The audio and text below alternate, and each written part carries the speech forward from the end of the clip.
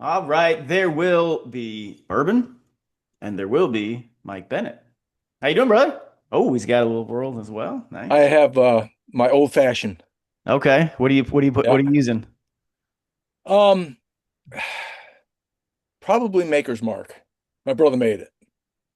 Okay. Um Probably Maker's Mark. Keep it low. He's Keep it got a low couple proof. other, more exotic, Yeah.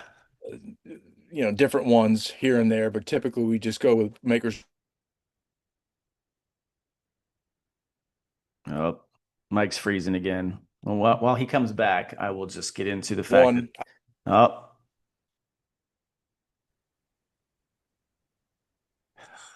Man, we're losing you, man. yeah, off and on. All right, let's see if this goes any better. So again, fueling tonight's discussion will be the Russell's 10-year, in my opinion, the best $41 bourbon you can get, or value in bourbon you can get. 10 years, and the disparity between the 10-year and the 13-year product that Wild Turkey puts out with this is, in terms of price point, is ridiculous. If you can find it in a nice bar, go for it, but please don't spend $300 on something that's 3 years older and really, in my opinion, doesn't taste that much different. So again, the Russell's 10-year, delicious everywhere, 40 to 45 bucks. Go out you and get you that. All right, Mike, let's see if this connection works. How we doing, brother? Oh, look at that. He's switched locations. Is that any better? We're gonna find out. How you doing? Yeah. Like I was saying before, I'm a bit away from the house Yep. in the Airstream, so my Wi-Fi is probably at the outer edge. All right. Worst case scenario, if it really is bad, I can just move it to the back room in the house. Yeah, we'll see. You're good so far. So, all right. So, I appreciate you sending the bio. You're also an author. You're in the big circle of authors that we have found on this space of X, Twitter, whatever it's called. Big overlapping of all types of people, a lot of prior service like yourself. But as I did say, I don't think a lot of people know this. I mean, you've been around forever. I think pretty much every one of my friend circle on that site knows who you are, but I don't think enough people know about all the cool shit you've done. And so, prior to you becoming an author, in my opinion, Yeah. you've done some cool shit. So, what made you, first off, where were you born and what made you decide to go join this man's army? Um, one, it's in my family. Okay. My father was both of my grandfathers were in World War II. Cool. Um, I was born in Portland, Maine. Oh, Uh, okay. I grew up most of my, you know, childhood in Maine. Hmm. Of course, military took me away. The short story on the military is, yeah, I went to college. I don't know what the fuck I was doing there, I'll be honest. And I somehow made it through. Uh, but I definitely had that calling. Yeah. This is, a long time ago. This is 80s. And so, pre GWOT. But the thing for me was the Iranian hostage crisis. Okay. So I was in high school when that was kicking Yeah. off, and that just pissed me off, like anyone. 79? Is that what? 1970? Yeah, 79. Okay. So I graduated in 80. I'm old Okay. That's when I was as born. dirt. Yeah, okay, man. Rub it in. So anyway, that really was the thing that started it for me. And then there were other little events while I was in school, like Reagan getting shot. So anyway, that Yeah. that patriotism thing just really bit me. So I go in the army. Uh, and in the short story, I started infantry. And I told you in the little bio thing, I was at Fort Dix, and I had a first sergeant, Raymond Hmm. Showers, who whatever thought I was good guy, whatever. And he's a guy that put my OCS packet together, Hmm. not the company commander, not Hmm. Not the some XO, officer. nobody else. Yeah. He did. Really? Okay. So, I went to OCS down at Fort Benning, and I Hmm. was commissioned as an infantry officer. Um, that was kind of the start. Um, when I was young, I was a fucking madman, basically. You just weren't hard enough for me. If you're anywhere near me, I'd crush you. That was my my general attitude. So yeah, Ranger School, all that kind of stuff.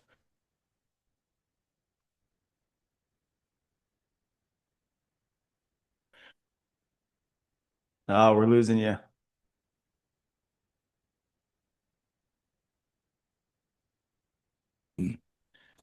I guess I'll keep talking. Are we back yet? You're back Okay, yet. I let me was going to see. ask if you if it might be easier if you could go into your back area. Yeah, you want me to do that? Yeah, I'll fill the space. Wait, I don't know how long of a walk you got to do. I can fill the space too easy. I'll Give just me give me a couple minutes Yep. Link because will I be gotta here. We'll be get my fired up. drink I'll too, sit you here know. and drink myself into a little chat here. uh, so yeah, I am curious. Go ahead. I'm just good. I'm filling space here talking. So Mike, We're, we're walking. oh, we're gonna walk and chat. All right, hey, that works. Look at that. So everyone gets to see this is the backyard. Are you back in Maine? Is this This is Portland, the Maine? content that you're looking for. It definitely And is. and here we have the kayaks, just in We get the case live tour of the grounds. I just love in it. case you needed to see that. Is Uh this Portland, Maine?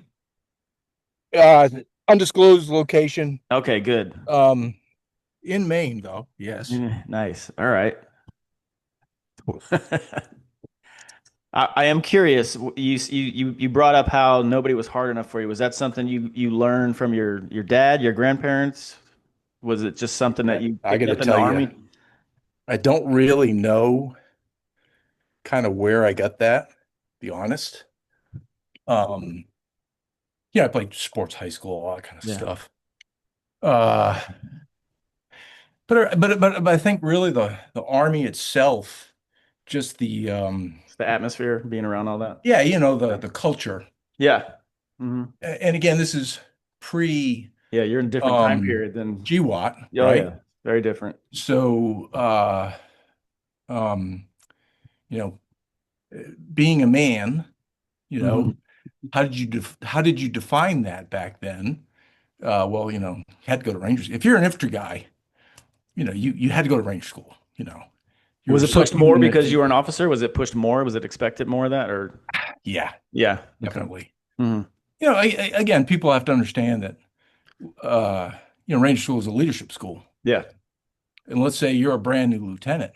You know, you don't you know. don't know jack shit, Yeah, you right? didn't really learn anything in OCS, right? You literally don't know anything. So, just another 50 days of doing army stuff is a good thing before you show up at your unit. Yeah. Um, so anyway, that was just kind of my natural disposition was to do, the hard stuff. Um, uh, so, once that bug had bit me, Hmm. I was on that train track, uh, kind of forever at that point. Okay.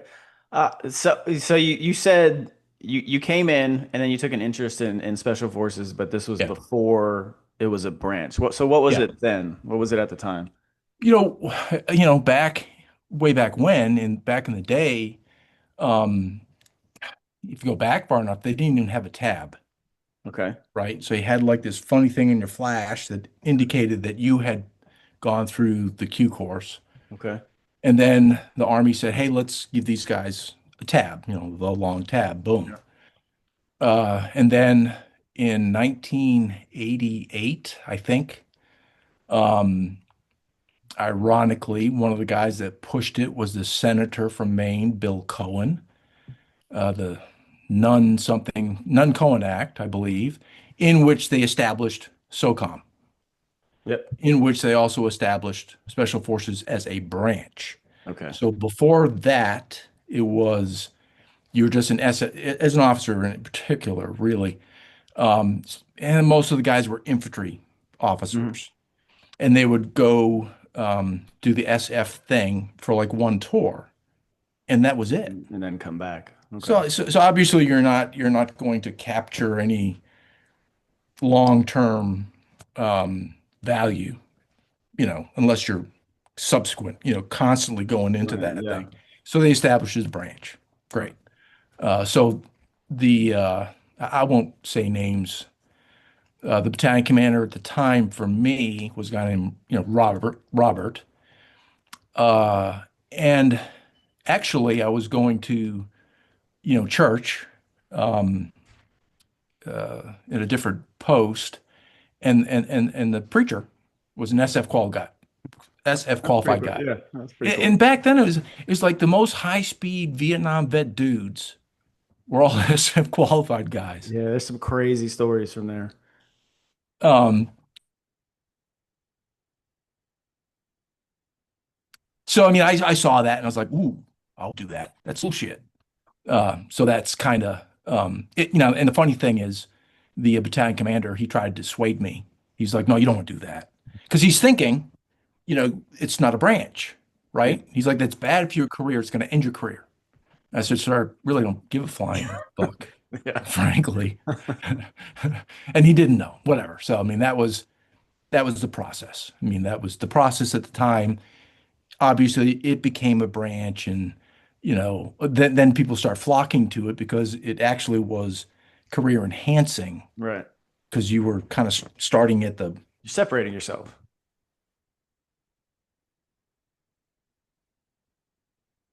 We're losing Mike again. The internet Wi-Fi gods are not smiling upon yeah. us at the moment. No, no, not at Oh, all, no, there you are. fucker. Yeah, so I was gonna say, so it was more of like it separated you from your peers if you had Yeah, I qualified. mean, for the guys that went as a careerist, which is Yeah, not good, right. but there were true hearts too. Yeah, This is the mission I want to do. And, I don't know, 50-50 at least, probably 60-40. yeah. Um, I can tell you, so, and I believe it's still the case in the Q course. You'll do selection, Hmm. and then the officers go off and they do the officer thing, period. NCOs go off and they're doing their MOS specific training. Right. They then come together at Robin Sage, Yeah. right? I think that's changed. The whole format of SF training is continually changing. Part of just the normal thing now, as I understand it, and I'm sure we'll get someone right on your fucking thing saying you're all fucked up. You don't know. Yeah, I don't know. But I think as an example now, military free for all, everyone gets programmed to do MFF, Hmm. period. Right? So it's a continually changing thing, how they do it. Um, and I'll tell a story which I think is kind of funny, but uh, so you'll only get these kind of short, you're with the NCOs kind of blocks when I did it. It Right. could be different now. So here's a funny story. I'm doing this SFAS, Hmm. and there's the Sand Babies um, evolution, which basically is you've got sandbags that you had to have full. You're always wearing your ruck, so there's 45 pounds dry. And then you've got to move this bag, this whole bunch of sandbags from here to here. Well, between point A and point B is the berms of a rifle range. So Hmm. there's these little hills you go over. Of course, it's Fort Bragg. It's summertime for me. It's 90 something degrees, hot as a motherfucker. Hmm. And we're doing this thing, and I literally, just so we can make the time hack, I was in charge of that evolution. Uh, so you make the time hack, I was literally carrying like two sandbags plus my ruck, and doing this thing. And a couple of other guys did too, but we're doing it. We get done. We beat the clock. Everything's good. Yada yada. We gotta go.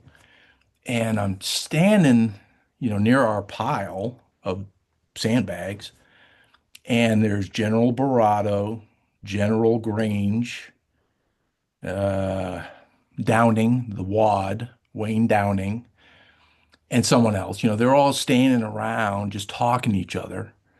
And they're like, Jim, back when we went through phase one and back when it was hard, these young rascals are pussies. They don't, what they're doing isn't hard enough. What do you think? Well, Joe, I think you're right.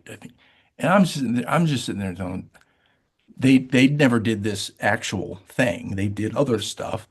And I'm like, this particular event is pretty fucking hard. Mhm. Uh, so I don't know what you guys are talking about. I didn't say anything, obviously, but it was just kind of funny. And the point really is just this entire Q course thing from end to end is continually being looked at. Oh, we're going to tweak it, make it better. We're going to do this. Mhm. It's kind of a fascinating thing just to kind of watch because you'll talk to guys that are younger than you or whatever, and you'll just, listen to their stories and like, man, I didn't fucking do that. Yeah. It's kind of a fun Everyone has thing. something different. Yeah. And Yeah, when you run one into thinks someone, what you they got did was something to harder. Yeah. sign. You can say, yeah, back when it was Right. hard, Yeah, exactly. young rascal. But to be fair, I mean, maybe not so much in that time period, but I would say in certain other things for sure. I mean, hell, we don't even have to get into that because I don't have that background. But I mean, you just look at what basic training is compared to when Yeah, you went to when yeah, I went to the yeah. people going now and the soldiers Two that different things.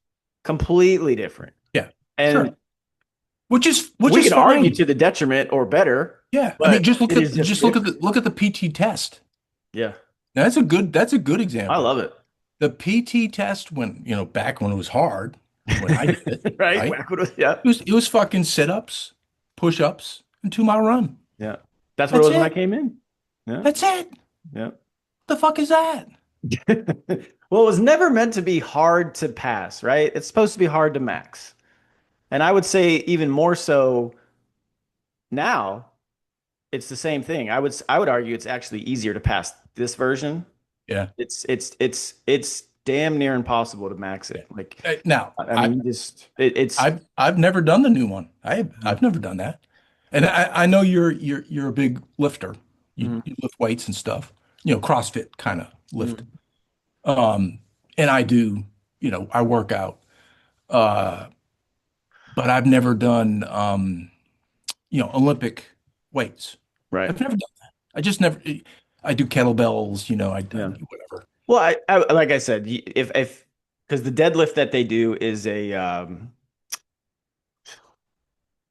trap bar deadlift, right? So it's not a barbell in front of you for safety purposes, because a Yeah. barbell is much more dangerous if you don't have proper form, whereas The a trap trap thing. bar deadlift is it's almost simulating a litter carry, right? Like if you Yeah. pick up a litter Yeah. from the front, Yep. it's kind of what that is, right? Yep.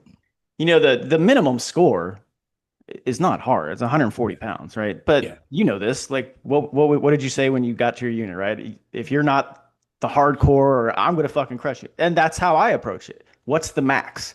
And Yes. the Yeah. max has just gone up 10 pounds, 350 pounds for 10 reps, or not 10. Yes. I'm sorry, for 3 reps.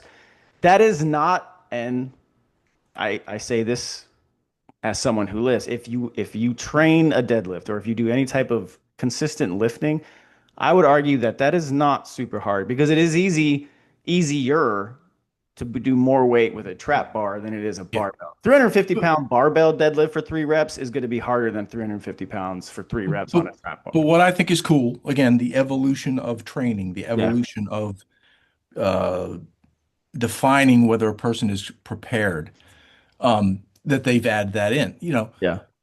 Well, how did they come up with this mysterious thing? Well, they were actually in combat and they saw guys would have to carry a stretcher, or Yeah. they saw they would have to carry just ammo, Yeah. heavy shit. Yeah. So the ability to carry heavy stuff Yeah. is a significant indicator of whether or not a person is going to be able to perform Hmm. in battle. Yeah. And it doesn't really matter what your MOS is, right? Because shit can happen anywhere.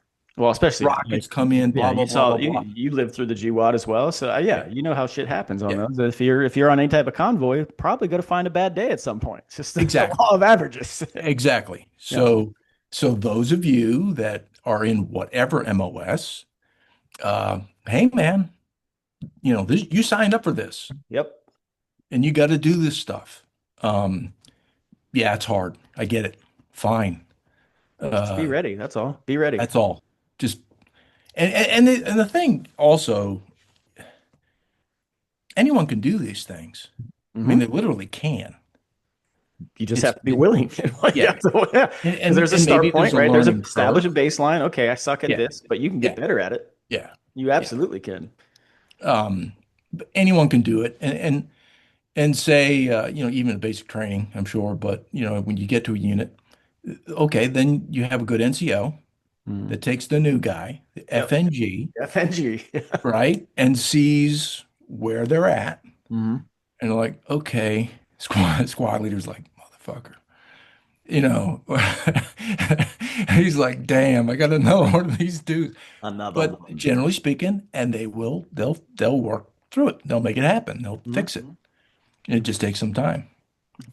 I'm curious, while all that was going on for you, you said, what kind of fueled you was the Iran Contra or the Iran hostage situation. And then Mm. you joined during the whole Cold War.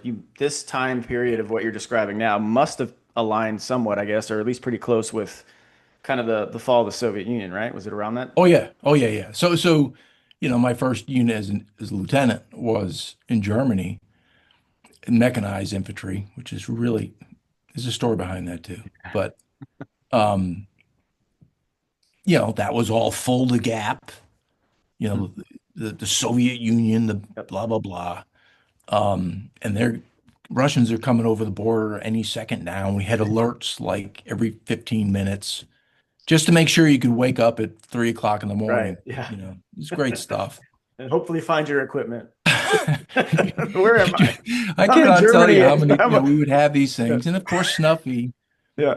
you know, where does his money go? Well, it ain't in buying t-shirts so he can have them just in the ruck ready. No, it's in beer. Yeah.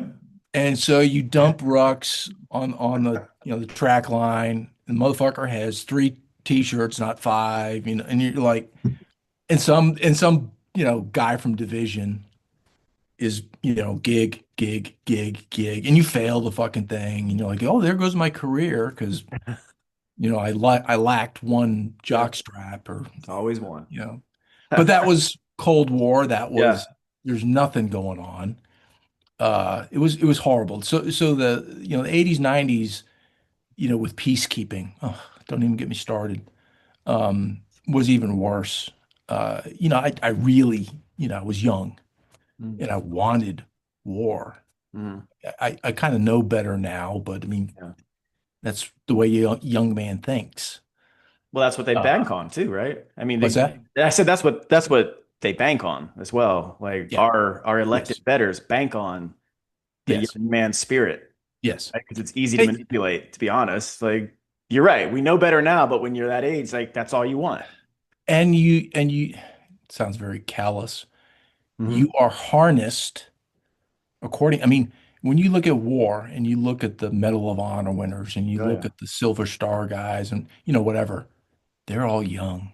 Oh yeah. Yeah. Yeah. A lot of time they're privates, Hmm. E4s, maybe E5. It's not the older dude. It's always some young man that is doing this stuff. And people need to understand that. They need to appreciate that. Hmm. How young these people are and what they're doing. And I'm sure you're the same way over the course of GWOT or deployment. You just run into people and they don't even know it, but they're fucking heroes. I mean, they're absolute heroes. And they're just doing their thing. Hmm. Uh, Well, it's awesome. that was my message. Like when I just left my most recent unit, I was like, "Hey, you don't know when it's your turn to do cool shit, so be ready." That's all. Like we're just talking. Yeah, I started it with because over D-Day, right? Hey, here's the anniversary of D-Day. What happened on this day? Well, here's what these dudes did. And let's yeah, talk about Airborne Operation Overlord. Let's talk about what these yeah, guys trained up to do and how it all started with a unit like yourselves who are logistics because nothing happens without something moving, right? Like yep, yep, yep, everyone fills in this thing. They didn't know that that was going to be them, yep, right? So yep. bring it all the way back. You don't know when it's going to be you that's going to do some cool shit, but you need to be ready and you need to be Yeah, prepared because your yeah, moment will come and it will tap you on the shoulder when it's time. And that's it. Period. absolutely. Period. And it's not just you. Nope. It's Never. the guy next to you Hmm. who is relying on you No. 100%. So, yeah, and I'll tell you, you know, when I started, it was all these Vietnam vet guys, Mhm. and they would tell you this shit, and you'd be like, yeah, Yeah. and whatever, fucking dude, you know, and you don't listen, one ear out the other, Yeah. and it will be the same thing to the ones that are just starting off now. They'll listen to a guy. I mean, you're much younger than I, and you're telling them, they're like, whatever, dude, Yep. fucking. Yeah. And unfortunately, we always learn the hard way. A lot of casualties up front. Um, People that did not need to die. But what's that saying? I always see it. I don't know if it was Grandpa that said it or if somebody else did it, but I've seen it run through our circle at some point where it's like you don't rise to the occasion, you shrink to your level of training. I think it's true. Yeah, it's whatever you have at that moment because there's no like, Absolutely. oh, let me think back to where like this is what I'm gonna really It no. happens Like what do you that got at the fast. moment? Yeah, what do you Yeah. have at the moment? And then What are you you just gonna do? expect. What are you Yep, gonna do now, platoon leader? yep.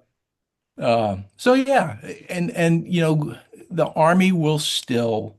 I know everyone talks with the generals that and all this, and there is, but there's also sergeant majors and below, and there's this entire core of people, almost irrespective of rank, that say, well, we have to instill into this next generation some fear, Mhm. so that they get it as best we can, so that when that time comes up, they can perform. And again, to save the guy in their left and their right. Yep. That's it. And over, we'll forget these, and Americans will still do that. We'll say how fucked up this gen, with a Gen Z or whatever they're calling them, you know, millennials, da da I da. think it's the millennials out of the ones. I think Gen Z is actually going to turn out to be pretty based. Like so much shit that's coming with those. I think they're going to Yeah. surprise a lot of people. And the ones that go into that kind of work, Yeah. they will surprise you. I think so. I think Gen Z is going to be all right. Those Yeah. guys are. Yeah. I mean, I don't mean to denigrate the fact that like literally my entire podcast is based around this, but there's so many like they don't really drink. They don't like to do Yeah. drugs. They don't like. Yeah. They're just very straight, narrow. Just wanting to. They want to do something. They want a purpose. That's Yeah. what's interesting because I feel Yeah. like for whatever reason, I'm back into Gen X, but millennial like they didn't really have it. Yeah. They were born in the middle of the GWOT for the most part, right? Or it was already going on. Like they weren't coming to that. That was mine. That was our generation. Like that you on the back end of that. Like that was our thing. And this is pretty funny, but this was a thing that really circulated. A lot of people thought the next calling, like we had 9/11, the next calling was going to be the COVID response. And that flopped so hard because of so much like Well, inauthenticity and just, but they yeah. really thought that that was going to be a call to the youth to join up and help save your country and do all these. And Yeah. nobody responded to it. And Because it that's was gone false. away. Yeah, Because it was exactly. false. Right, exactly. Like they saw through it. But this Gen Z now that's coming into play, like they're a very different type of person because obviously they've grown up with technology. They Yeah. know it. They don't know a world like you and I without it, right? At some point. Yeah. I So they're I fully integrated. They know what's real and what's fake with it as well. Where some people, especially older people, still struggle. These people pick it up and see through it like shit. They don't watch Fox. They don't watch MSPs. They don't watch cable news. right. They go out of their way to find what they want to find, Right. and that's a very unique type of person. Yeah. Like you can't really use the typical levers of propaganda on them, and Yep. that's what is going to be Yep. Because interesting as they because rise up and get a little, it mid 20s, early 30s. By the yeah. time that happens for them, they're going to be a very different type of dude. I don't know who says it, whether it's a Twitter guy or whatever, but people will say never bet against America, Yeah. just generally speaking. Hmm. Um, yeah, there's definitely minimum 10%. They're useless. They're just, Yeah. Oh, we know that. they're Yeah. just, they're never going to, but there's a whole bunch and they will respond. Hmm. If we truly are in any kind of threat. This way of life is, take a look. I mean, I think you just did Braxton. Take Yeah. a look at the response. To his, yeah. Isn't that Of his wild? whole out west Isn't thing, that wild?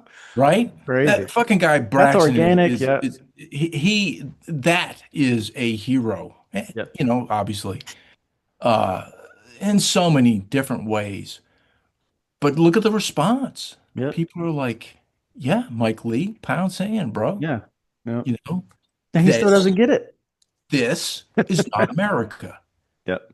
You know, so I think, and you'll never, my faith will never be shaken, No, no, shook, I agree. something.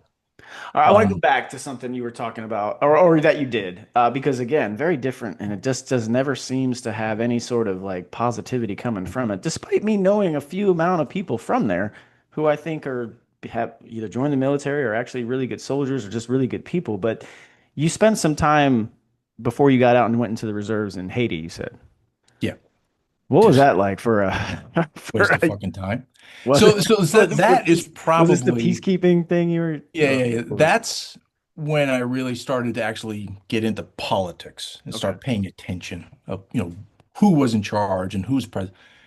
And I don't know if you've read Rose Hips in June. I did say if you do read it, I'm pretty scathing on Bill Clinton, Okay. and that's kind of where that comes from.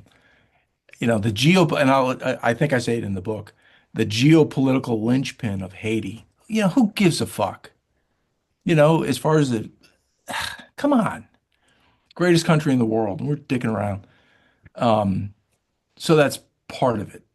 Another part of that, again, there's an emergence of or an awakening on certain levels for me. Uh, there was one soldier that died in Haiti, Maybe. Okay. Operation something, peace, something. Think of it. Was a guy, third group, Sergeant First Class, Greg Cardot. He was my team sergeant in the Q course in this officer thing. Hmm. So you had like uh, an NCO mentor, Hmm. right? And you had an officer guy, right? Captain. But Cardot Greg was our team guy. And he was at a checkpoint, uh, Gonaives or something, someplace in whatever in Haiti.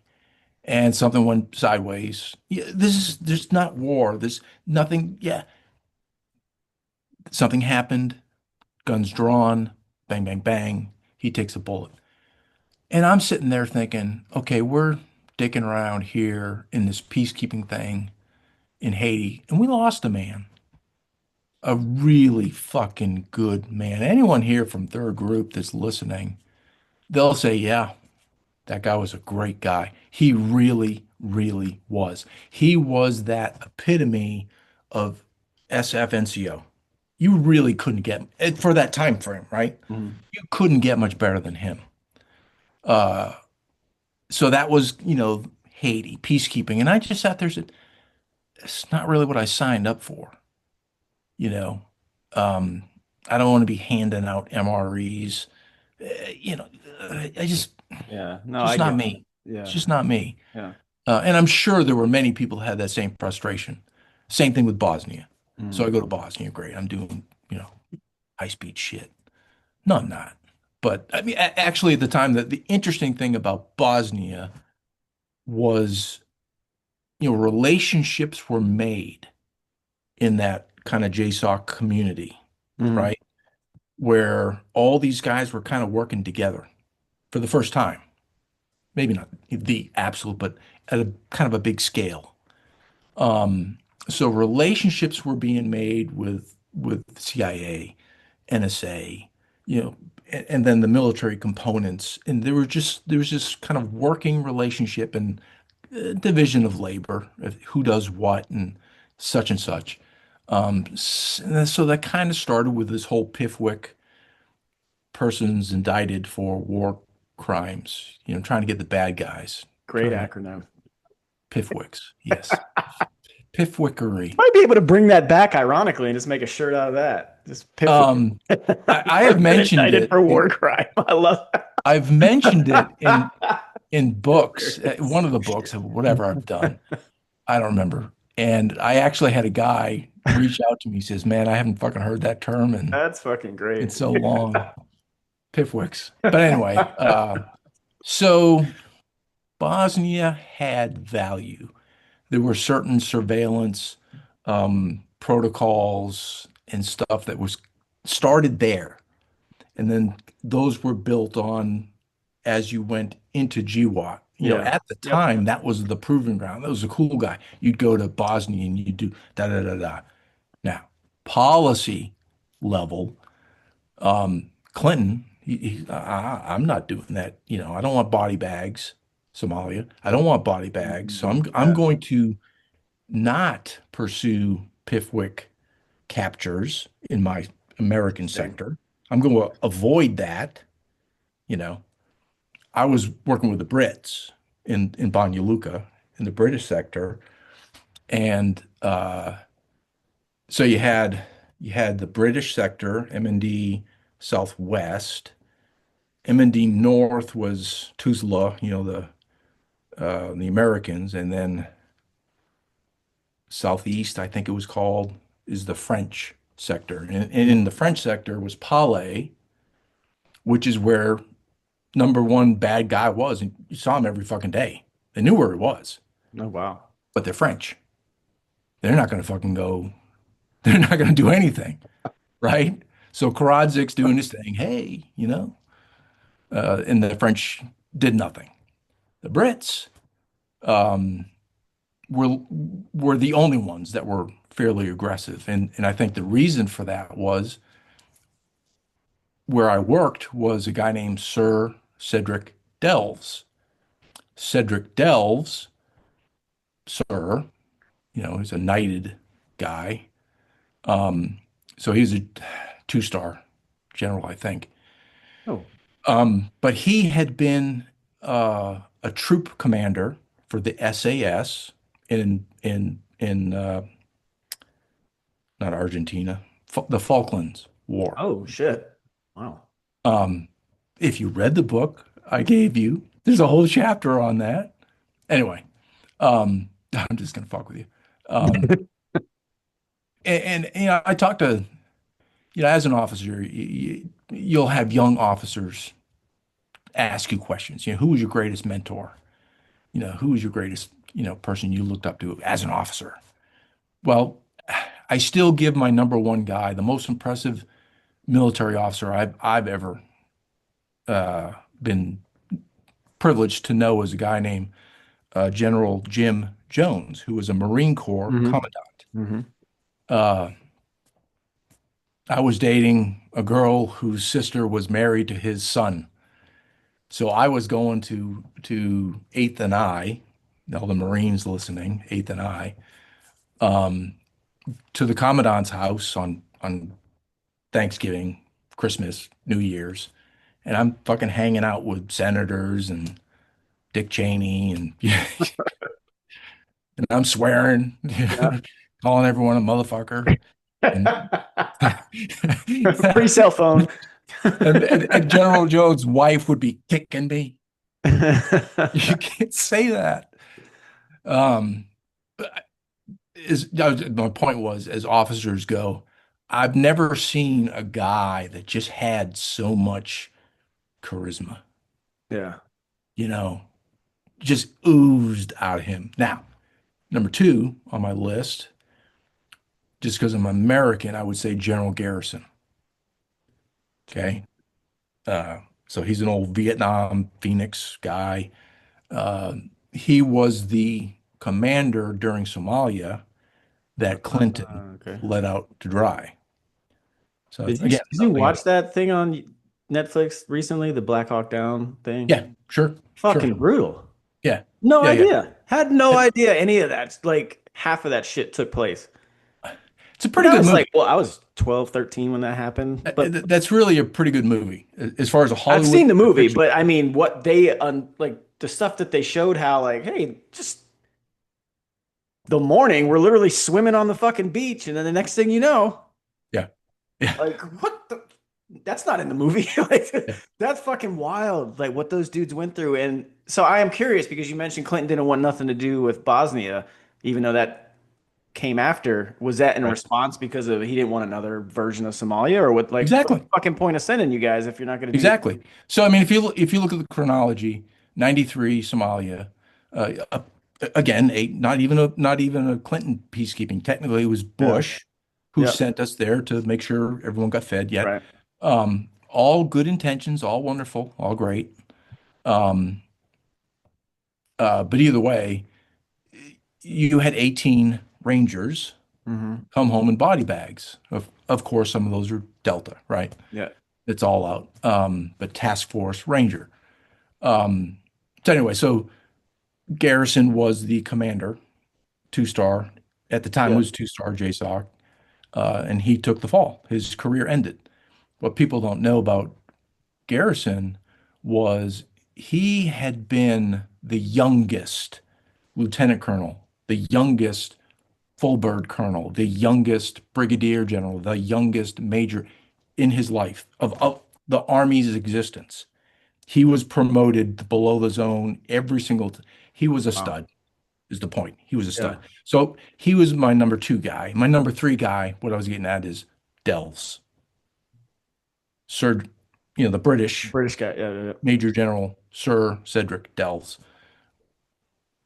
Guy fucking silent half the time. Spoke real soft. But again, he just resonated, command. Guy was just amazing. And I found out years later, uh, he was an avid photographer. Um, and I guess he wrote um, like a tabletop book of Hmm. photographs. And he's like world known in the photography world for his, you know, Yeah. stony-eyed, flat-bellied, steely-eyed killer guy. You know, he was a cool dude. That's Yeah. awesome. Like, yeah, so that ends. You're bored with the 90s. You get out, you go to the reserves.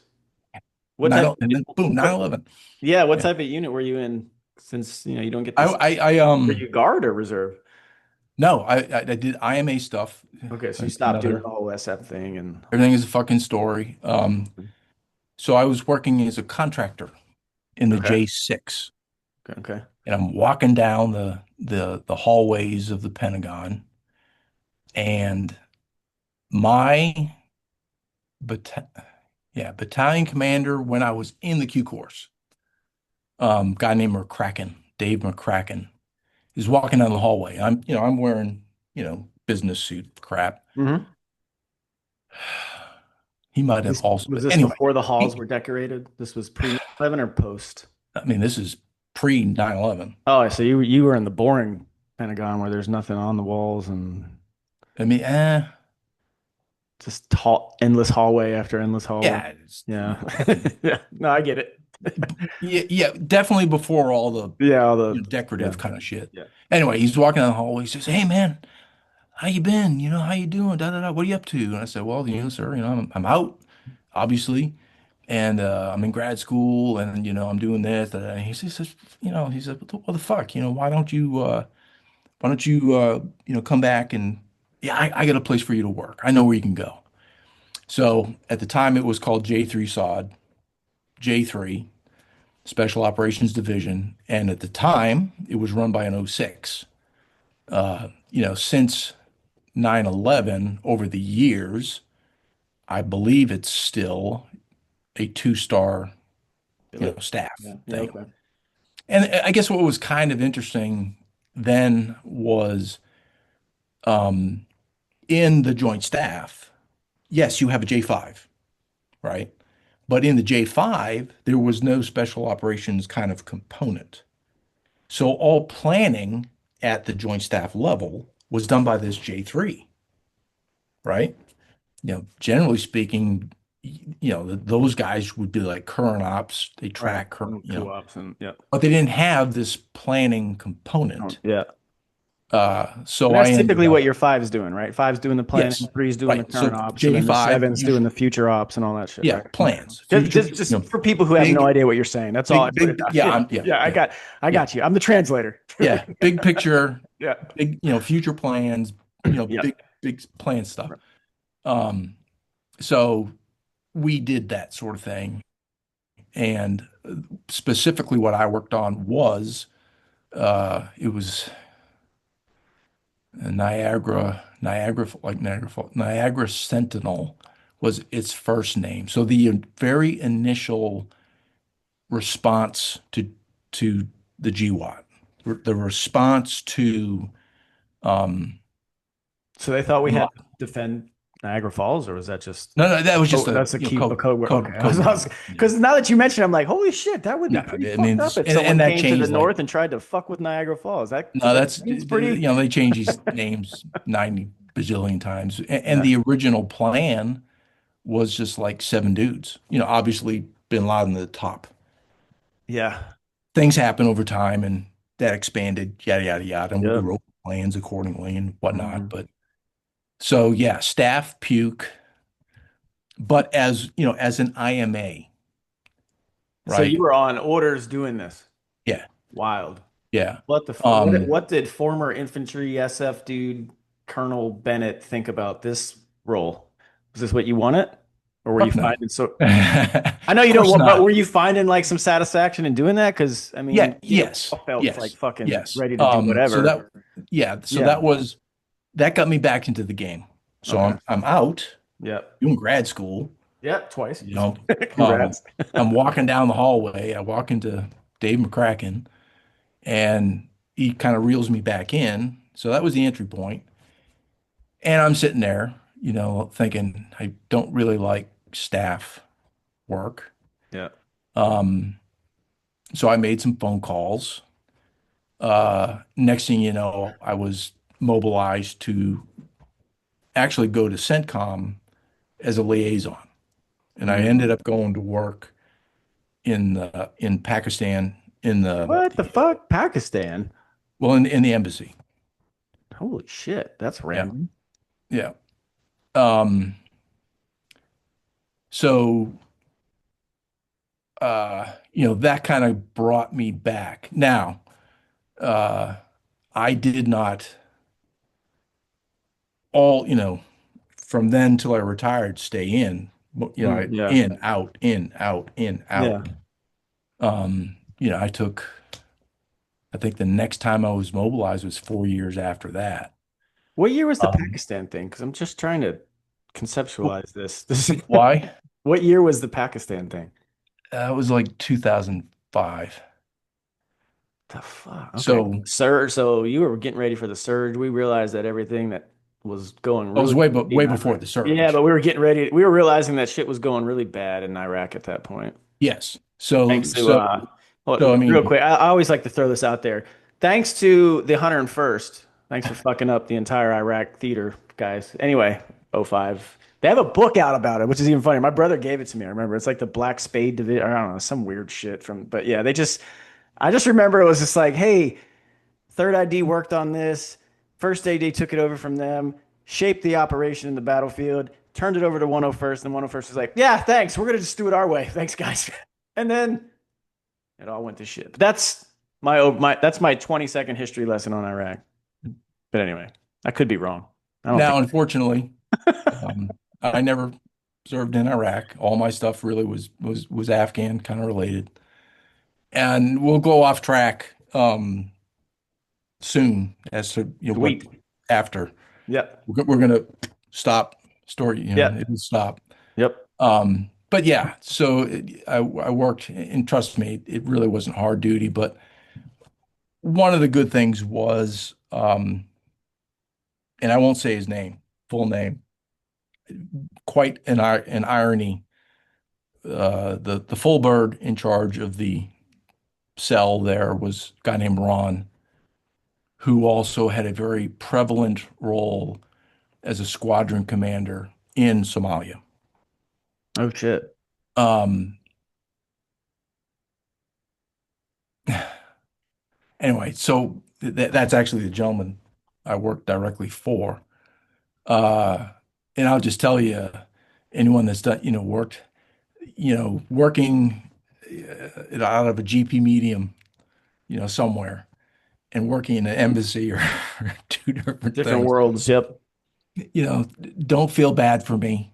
I, I, I, I had, it was pretty good, but I also had access to, uh, getting out of the embassy quite a bit.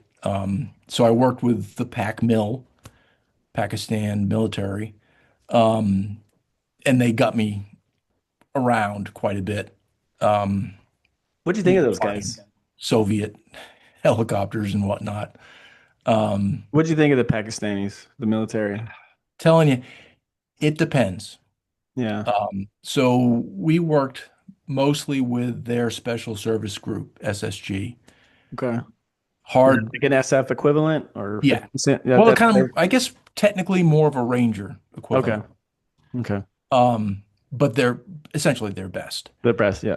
Um, and respect the hell out of them, skill wise. Mm. Um, because you have to when you think in terms of Pakistan, you have to think in terms of India. Yeah, absolutely. And so SSG, what do these guys do? And they're up there on the border of India doing shit, right? That's really Mm. who they're concerned with. Right.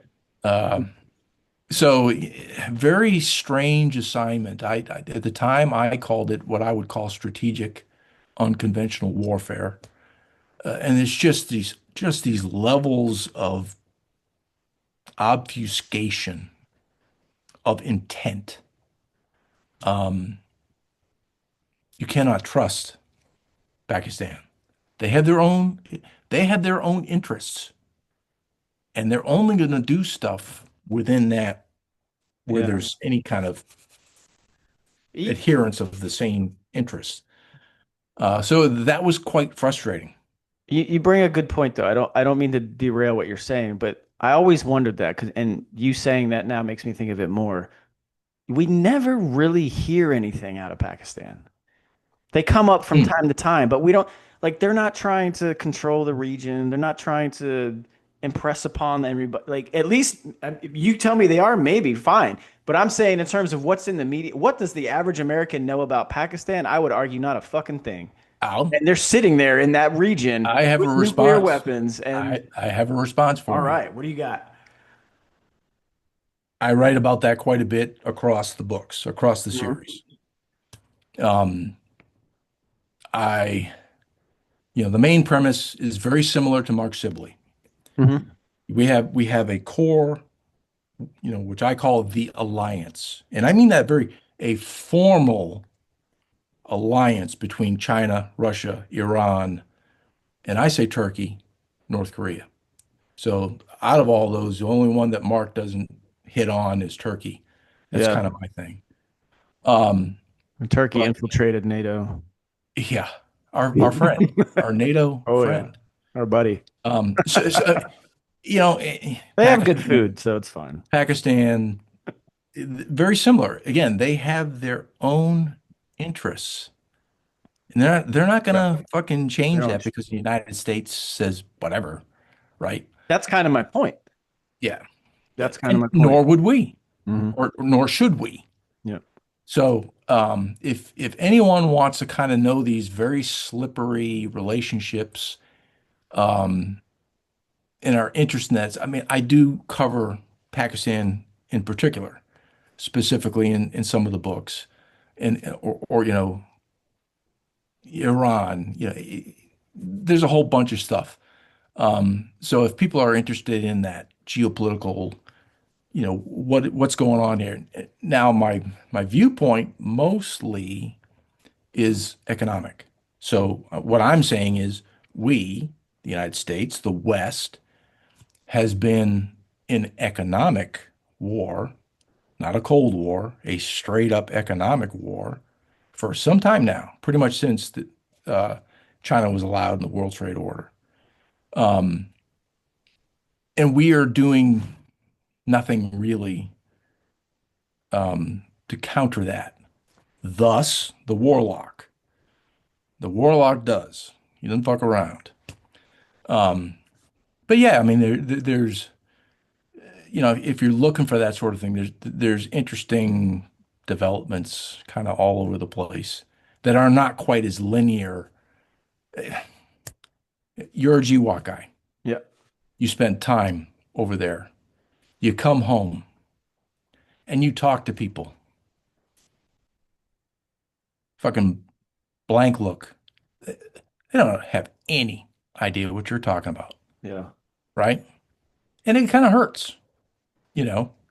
And you can tell from talking to a lot of veterans, uh, they're hurt that their countrymen did not care enough to even follow all this Oh, yeah. stuff going on, Oh yeah. Dude, right? this irks me right. This is what bothers me right now with the exact current thing that was just going on in the news period Yep. last week with the attacks on Iran. Guy I love to follow. It was always sports, and then he always kind of trickled into politics, and now he took over with Buck Sexton, with he replaced Rush Limbaugh's show period. But Clay Travis, Yeah. this fucking guy, like, as much as I still like and respect him, he annoys the fuck out of me because he's 46 years old. Yeah. He never fucking joined. Right. He could have. Right. 46, 2 years older than Right. me. And now, at the moment where, and he's got 15-year-old sons. Like Yep. now he wants to thump his fucking chest out on everything the Yes. United States does around the world. Right. And oh, look how fucking tough we are. It's like, But bro, but where the fuck were you? yeah, You had your chance. You that could have rode the that lightning for is one tour, but you didn't because you pursued your own self-interest. yeah, that That's what is I fucking can't that stand. is the resounding response, at least on something like Twitter. Yeah. Like, all right, dude, where were you? I hate the fucking cheerleaders, dude. I hate it. Where were I you? despise them.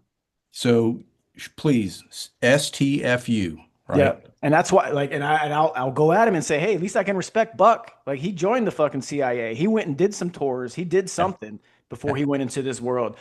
46 years old, and you want to talk shit about war?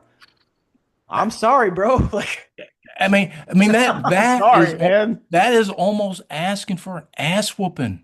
Yeah, Because I mean, you're of the age and you're like, bro, where were you?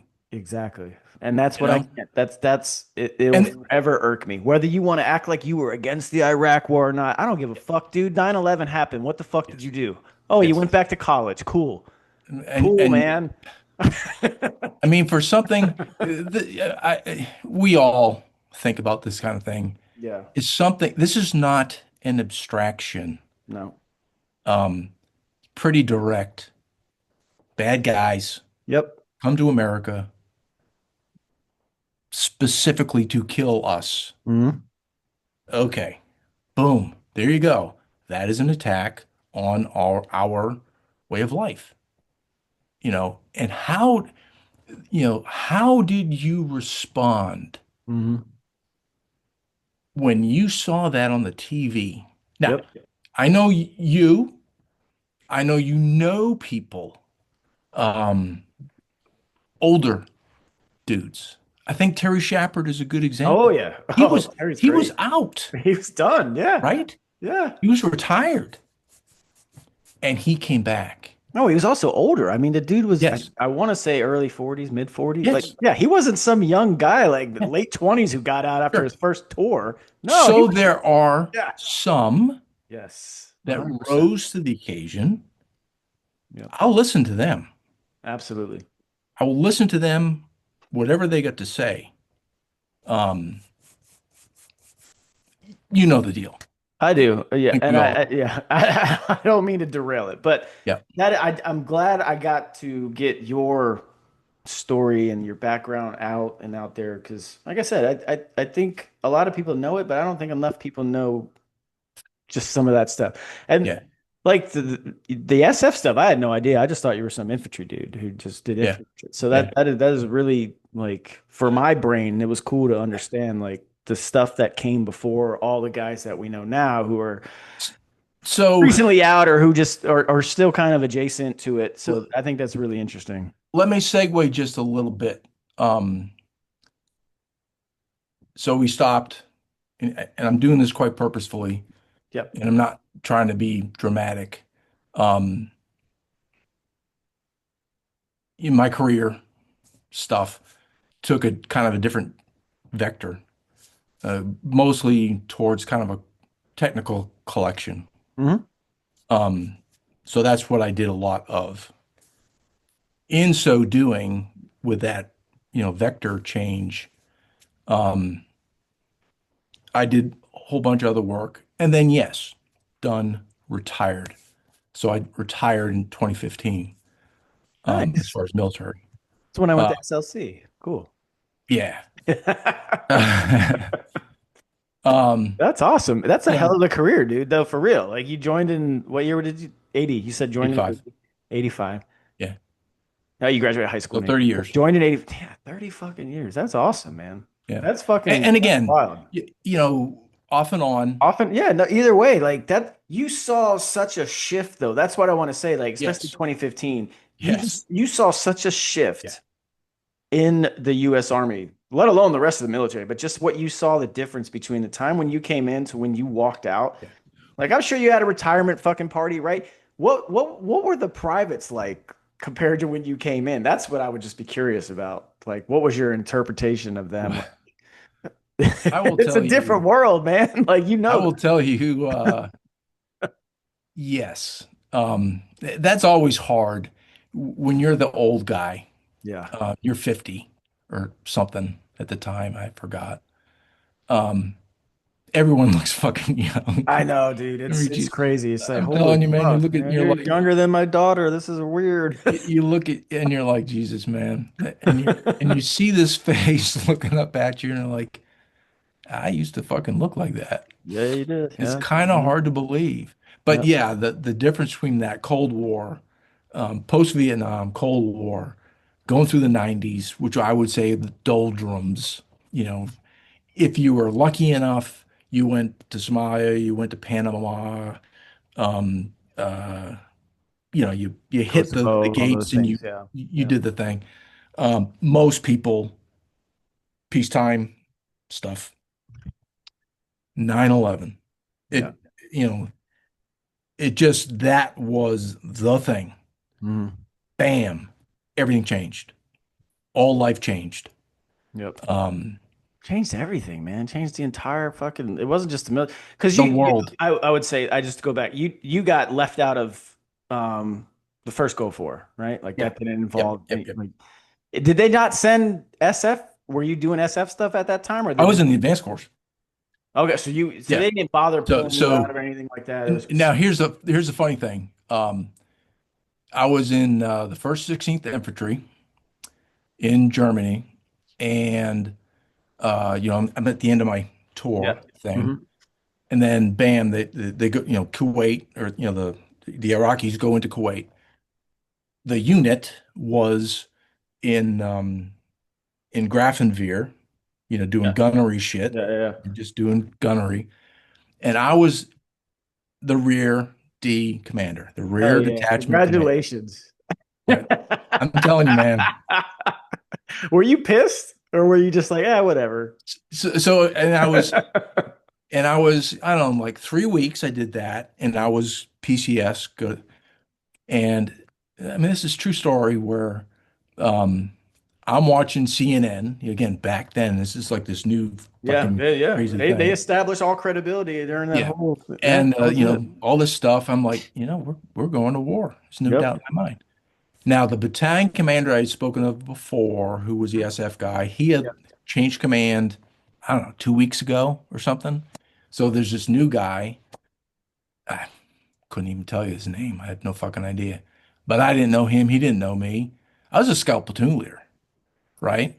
And I gave my job, a guy named Joe Gregg, and I'm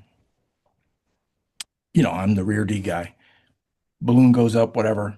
I call this new battalion commander in Graph. I say, "Hey, sir, this is me. Um, I want to go when the unit goes overseas." And he's like, "Nothing's gonna happen." And at this point, the fucking 82nd is already deployed, right? And like, nothing's gonna happen. I want you to go to the advanced course and do great things. Fucking. Here's this mastermind. He's like, nothing's gonna happen. This is just gonna blow over. I'm like, dude, all the oil is over there. Whatever. Yeah. And he just no. And I didn't actually know the words. It was, as a fucking lieutenant, stop loss. Yeah. Invoke stop loss, Uh-huh. sir. Tell these motherfuckers, don't let me go. So I go. 2 days later, Army invokes stop loss. Now, the funny thing is, You missed it. I missed it, the big thing, right? It's hilarious. Um, Oh my gosh. but I didn't. So a couple years later, I'm at Bragg, right? Mhm. And I'd gone through the Q course, whatever. I run into an old lieutenant buddy of mine in the PX or something or other. And he's doing the fucking right shoulder lean, right? He's like, yeah, I'm a cool dude, because no one had combat patches, Yeah, right? exactly. So he's doing what we call the right shoulder lean.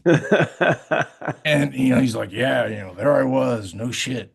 Fucking, and yeah, yeah, yeah. And I had talked to an NCO uh, maybe just a couple days, a week before. And what I had learned was my unit, 1st 16th Infantry, what they did with it. We were the first uh, battalion in Germany to get the Bradleys. This is how old I am. Bradleys They're had just cool. come out. They're cool.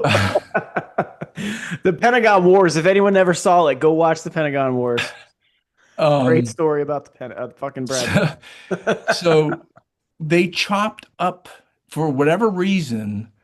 The my unit only had so many men, whatever. They were Hmm. very short on men. They could barely, Hmm. run these Bradleys. So they said, okay, since you don't have the manpower to properly fill all the positions, right? They literally had like half. They said, we're going to chop the Bradleys, the TC and the gunner and the Bradley itself are going to go over here and do war shit. All the rest of you bubbas, all the dismounts, officers, NCOs, whatever, you, I'm not kidding you. Literally, you are going to do guard duty in Riyadh Oh at the hell port. yeah! There we go. Because yeah, everybody's stationed in Saudi Arabia. Hell yeah! Right. Congrats, man. So this is what this fucking captain is doing this right shoulder lean I was in to Saudi me. Arabia checking ID cards, I'm bro. serious, man. And I busted his ass. I said, man, you didn't do a fucking officer. What does an officer do?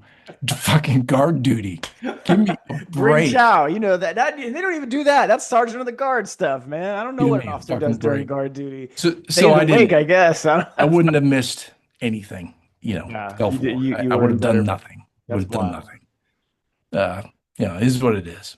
Yeah, that is. All right. And so, look, I know you've busted my balls twice now on the book. You know where your book's at? And I'm gonna go find it. It's in this fucking box. Because as soon as you sent it, not that This is one. the new one, Okay, but the one you old one. sent, I literally moved the next day, and there were three boxes left behind in my old apartment. I had to go back and fight with the old fucking apartment complex to get it. That book is in that box, and All that's right. where that's at. So I'm this just. will be read. It's worth reading. It is. So No, I'll talk about Cedric I just Dell's. want to know, first of all, before we Yeah. even get into the books, because you've written Yeah. a ton of them. How many books have you written? Let's just say 8. Eight? Yeah. Okay, so let's stop there. He's written eight books. What made you decide to start? I know you're an officer, but you're not a SEAL. So what made you start writing books? Okay. So For those who if you don't know, look at Navy the SEAls all write books. It's part of being a Navy SEAL. They have to. Anyway, if you look at the back cover of the book I gave you, right on the back, it's talking a little picture of me about the author. And this is a true story. Um, when I was in college, I fancied myself. I wanted to be a writer. And then, this awakening happened. But I had an honors class in which Stephen King um, uh, you might have heard of Stephen King, Mhm. Yeah, was yeah, he the sounds familiar. he was the lecturer. He's the guy that helped Clay Martin become a writer. He went and read his book, How to Write a Book or some shit. I don't know. It was something like that. But It's possible. Yeah, he's written. Anyway, so a very prolific writer from yep. Maine, very famous.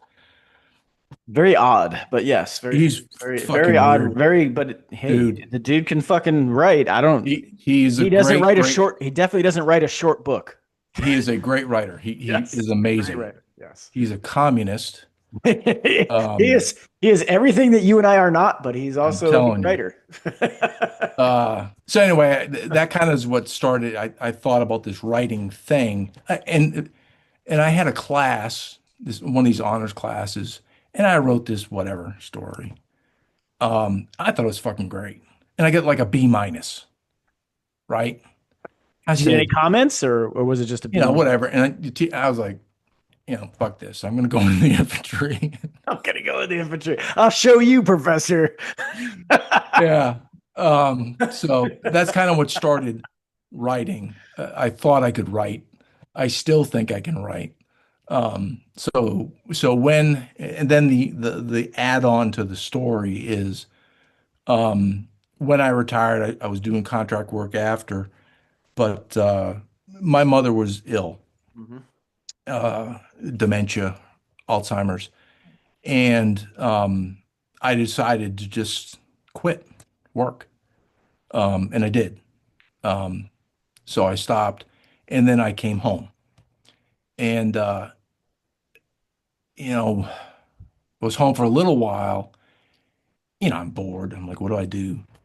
And I decided, just kind of haphazardly, just out of nowhere, I said, you know, I'm going to write a book, and I'm going to present it to my mother, um, while I can, That's awesome.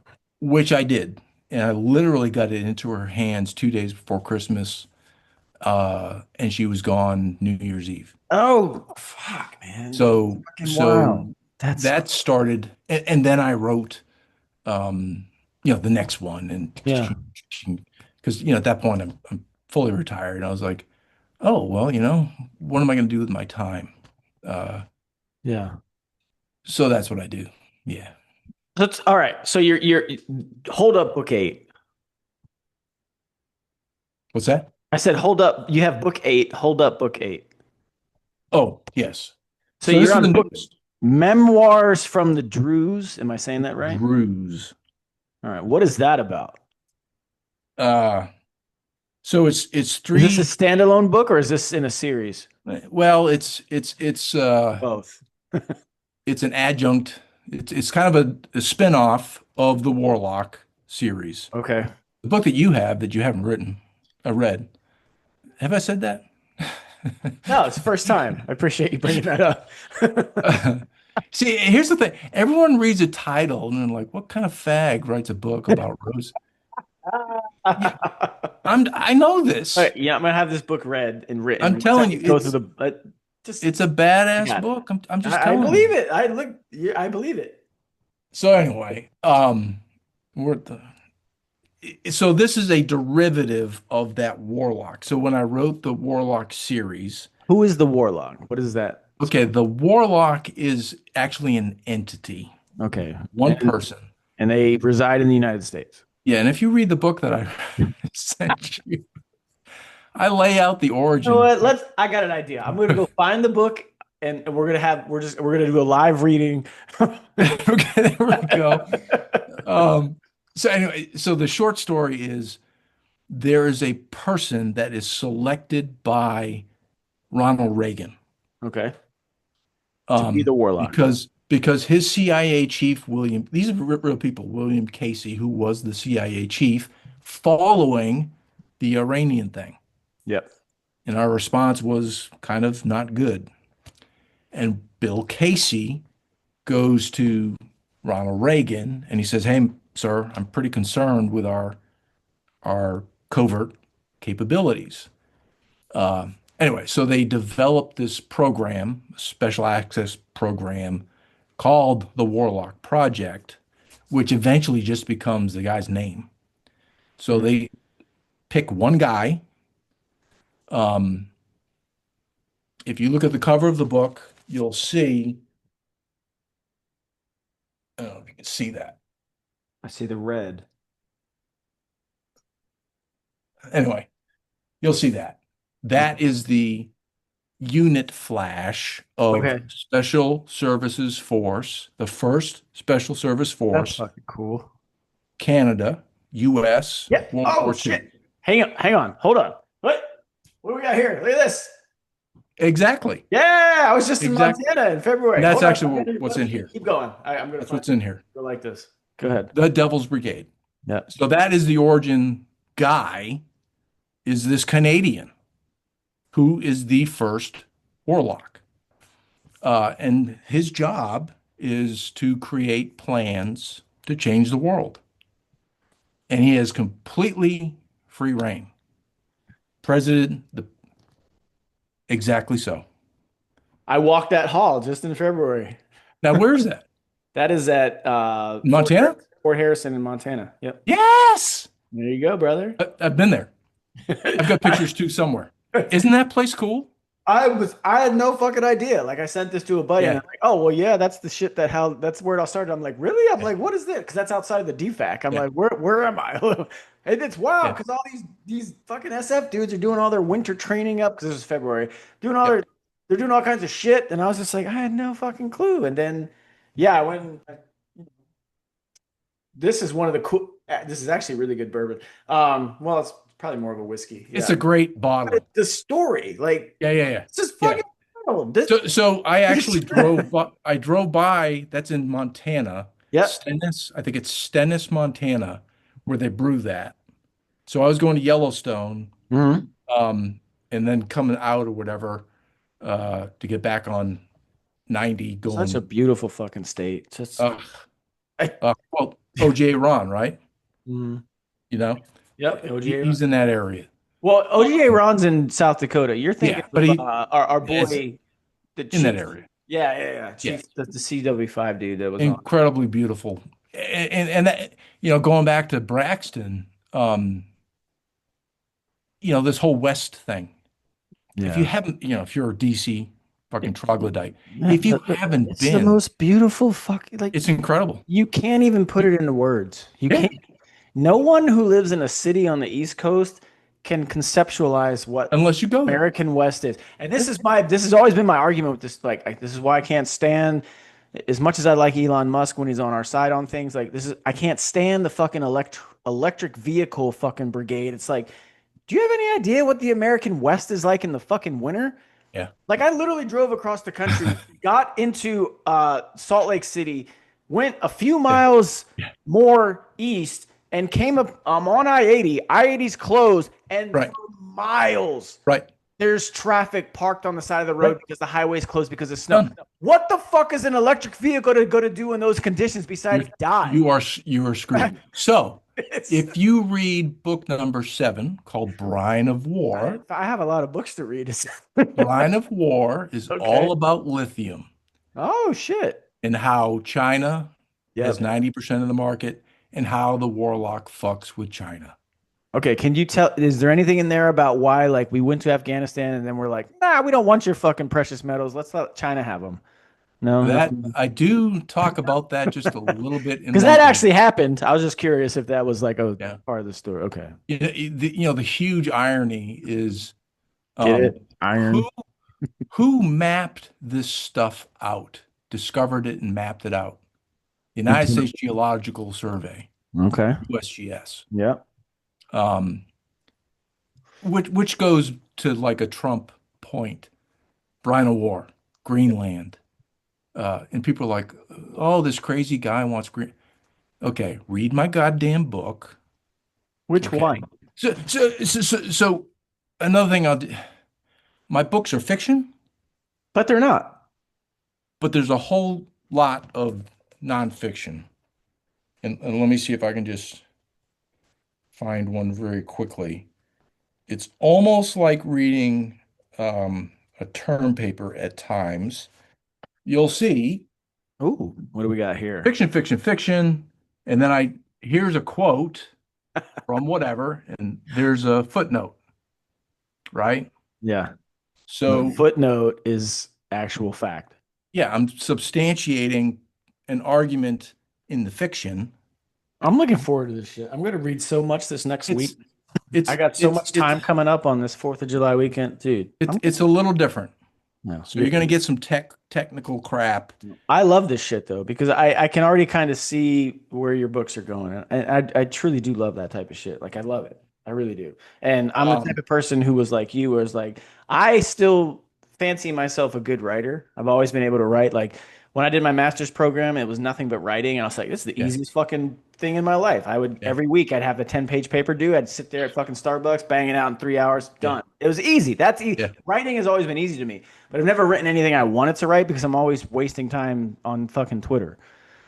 Right. yeah. So It's I'm trying tedious. to get to that point where it's just like I actually do it because I've been talking about doing a specific piece of writing for years and I just Yeah, haven't. And Clay's always like, you know what, the best way to start? You just just go do do it. Yeah, it. serious, man. Yeah. Now, So that's what I'm again, waiting. another great American. Yep. Um, Good dude. Absolutely. Uh, and that's the funny thing about Twitter. He's one of your guys. Yes, sir. He's a former third group guy, I think. Or is Yeah, he fifth? Third, and one of them. I don't know. he's in that stratosphere. Yeah.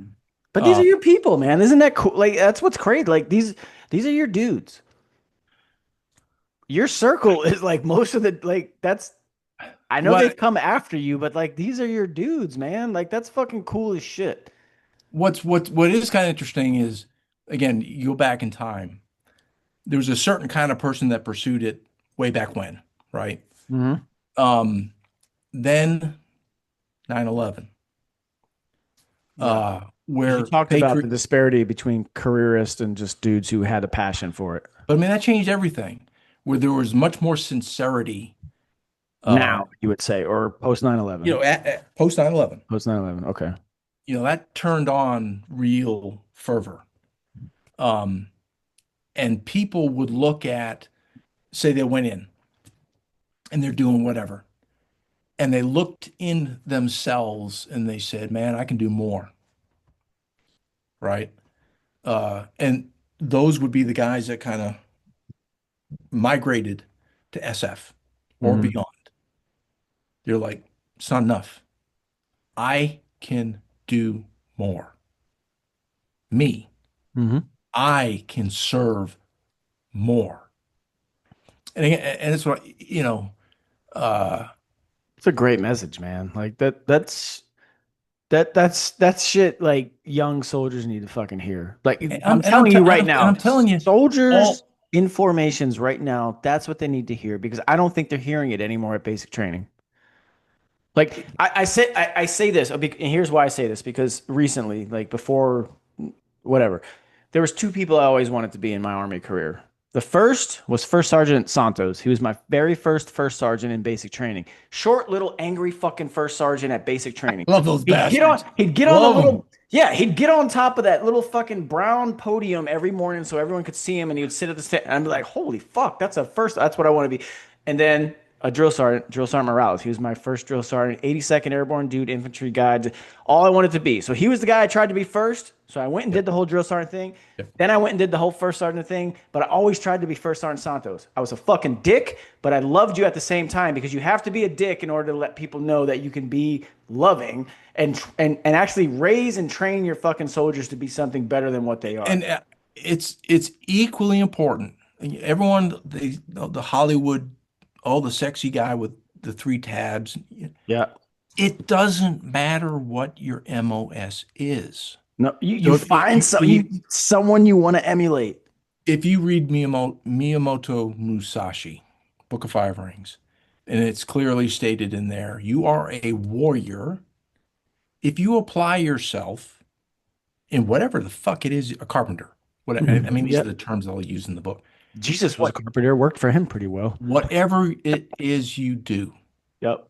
there's a difference between Joe the carpenter that just goes out and bangs nails Hmm. and this guy over here who's this perfectionist guy that does beautiful. There's a difference between those two. They're both carpenters, Yep. but the application of your 100% that you can give in whatever it is you do, there you go. Army cook, Yep. right? There's a story of a Delta guy. He was a fucking cook and he went through selection. He made it through selection.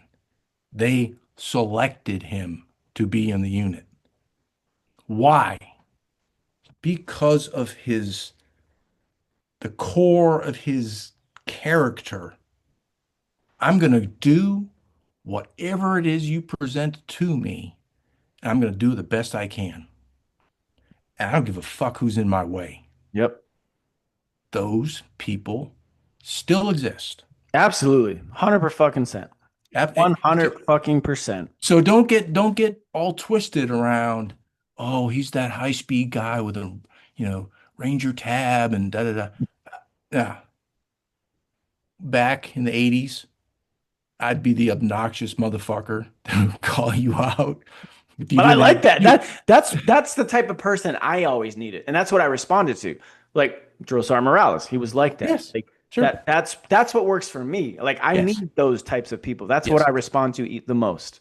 I It's don't it, really it, it- respond to nice. I can recognize nice, but I respond to the assholes like what you're describing. Like well, that's what it's not motivates me. necessarily an asshole for the sake of being an asshole. No, It's I can see the difference. Like, there's a difference between being an asshole to motivate you and bring out the best, as opposed to just, oh, I just want to be a fucking dick and ruin your day. Like, yeah. no, that's not what. Now, Like, I could spot that person a mile away, and I'd be just like, "Hey, I'm the wrong one, motherfucker. You want to? Let's." You now know? back then, Yeah, I was an asshole. yeah. I mean, if you were a non-Ranger qualified infantry lieutenant, I ragged your ass. Well, bullying works, man. It's like, I'm sorry, bullying works. That's You positive know, bullying. That works. Because what you're saying is you need to be better. You need to go yes, become a ranger. You need to yes, go to ranger. You need to at least try, yes. right? That's what you were doing. Like Now, there's and nothing. I don't find anything wrong with that. Your message may rub some people the wrong way, but at its now, core, it's trying to now push with that people to be said, better. with that said, the funny thing is, in 30 years at least of observance, I have never met a guy who told me he went to Ranger school and quit. Every every single one. Oh, yeah, I was fucking jumping and I took a telephone pole right through my eyeball. Yeah, everyone gets hurt. They all have these fucking wild ass stories, and you're like, hmm, yeah, okay, cool, yeah, dude, say it wasn't for me. I quit. Uh, the only I won't say his name, but my best friend in the world is the only guy I ever knew. And quit. Here's another story with Ranger School, but he went to SFAS. He Hmm. was married, had a child, young, probably 3, 4 year old daughter at that point, young couple, yada yada. He's going through this thing. The guy's a goddamn stud. It's not like he couldn't make it through. And he just said, I think it's best for my family if I withdraw and continue infantry stuff. Yeah. He's the only guy I have ever met in my entire life that has told me that.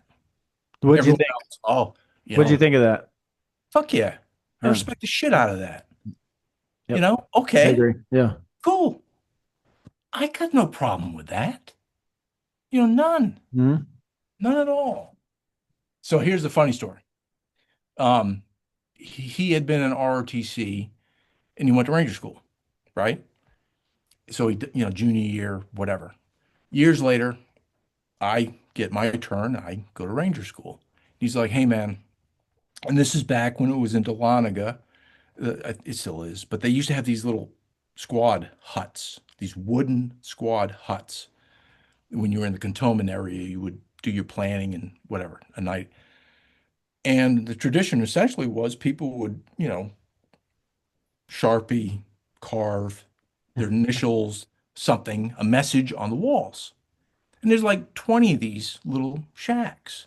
So he's like, hey man, I just want you to know I knew you'd end up going to Ranger School, so I wrote a message for you on the wall. Good luck, right? Good finding Yeah, it. yeah. So, I shit you not, man. So whatever, we come back from the patrol, we're there for whatever, uh, a day or something, and we had a break, and I'm like, I'm gonna go look for this goddamn message, see if I can find it. So I go through one of these little shacks, and I'm all under the bed, everywhere, right?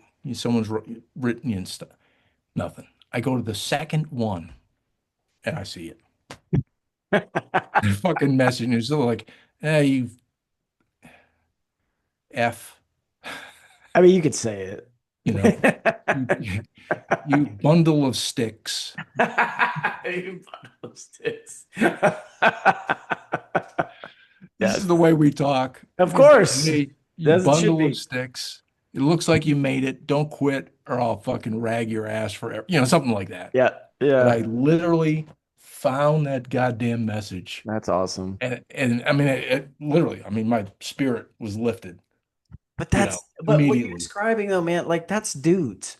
Yeah. Doesn't Oh, matter. yeah. You're describing a very specific, like you're describing Rainier School, right? But man, that's why I've always said like brief and unmemorable as my college baseball career was, the only thing that remains and remotely comes close to a college locker room for sports is the military. That's Yes. it. Yeah. College baseball, all we did was fuck with each other. That's all we, Yeah. even our coach.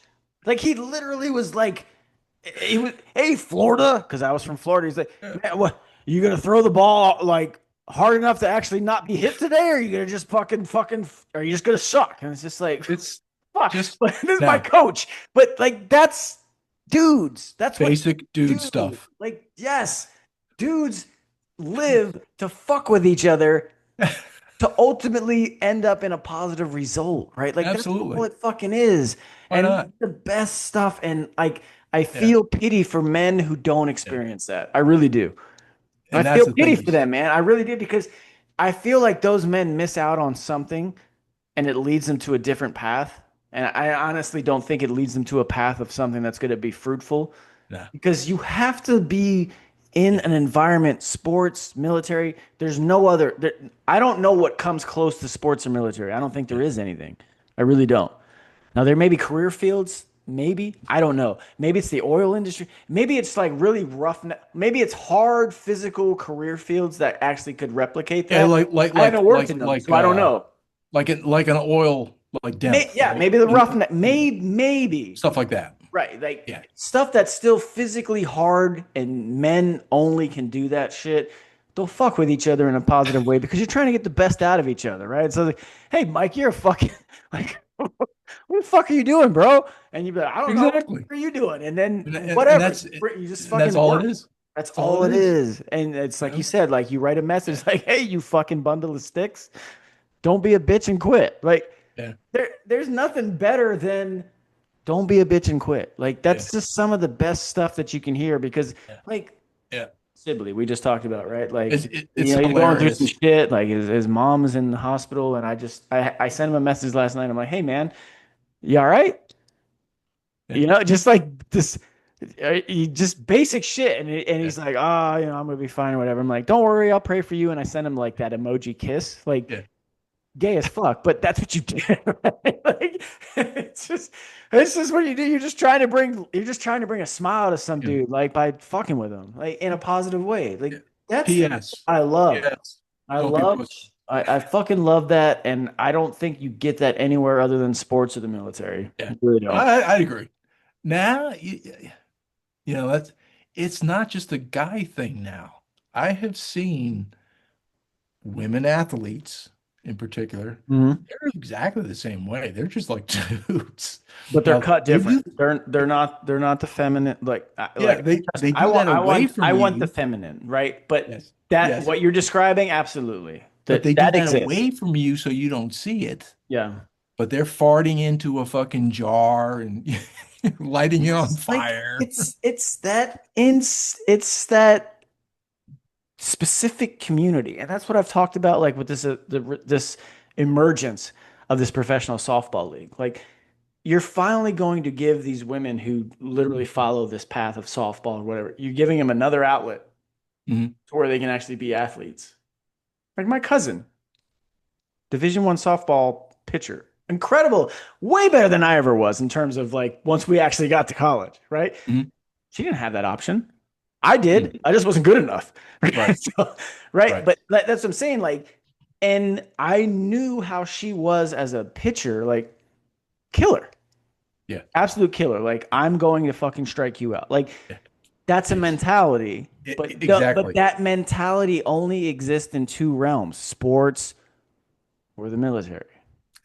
Right. I mean, I, if you could tell me if there's a third or a fourth, maybe, but I don't see. it is it is rare. Yeah. I have met a woman on a professional, just professional stuff, Hmm. and I'm literally talking IT, Yeah. but that was her.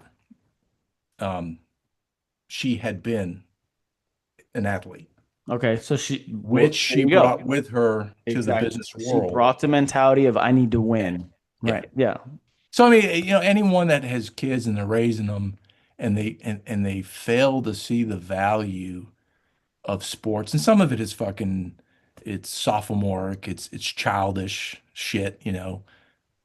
But at the I think same that's more on the time, parent. I think that's more on the parent.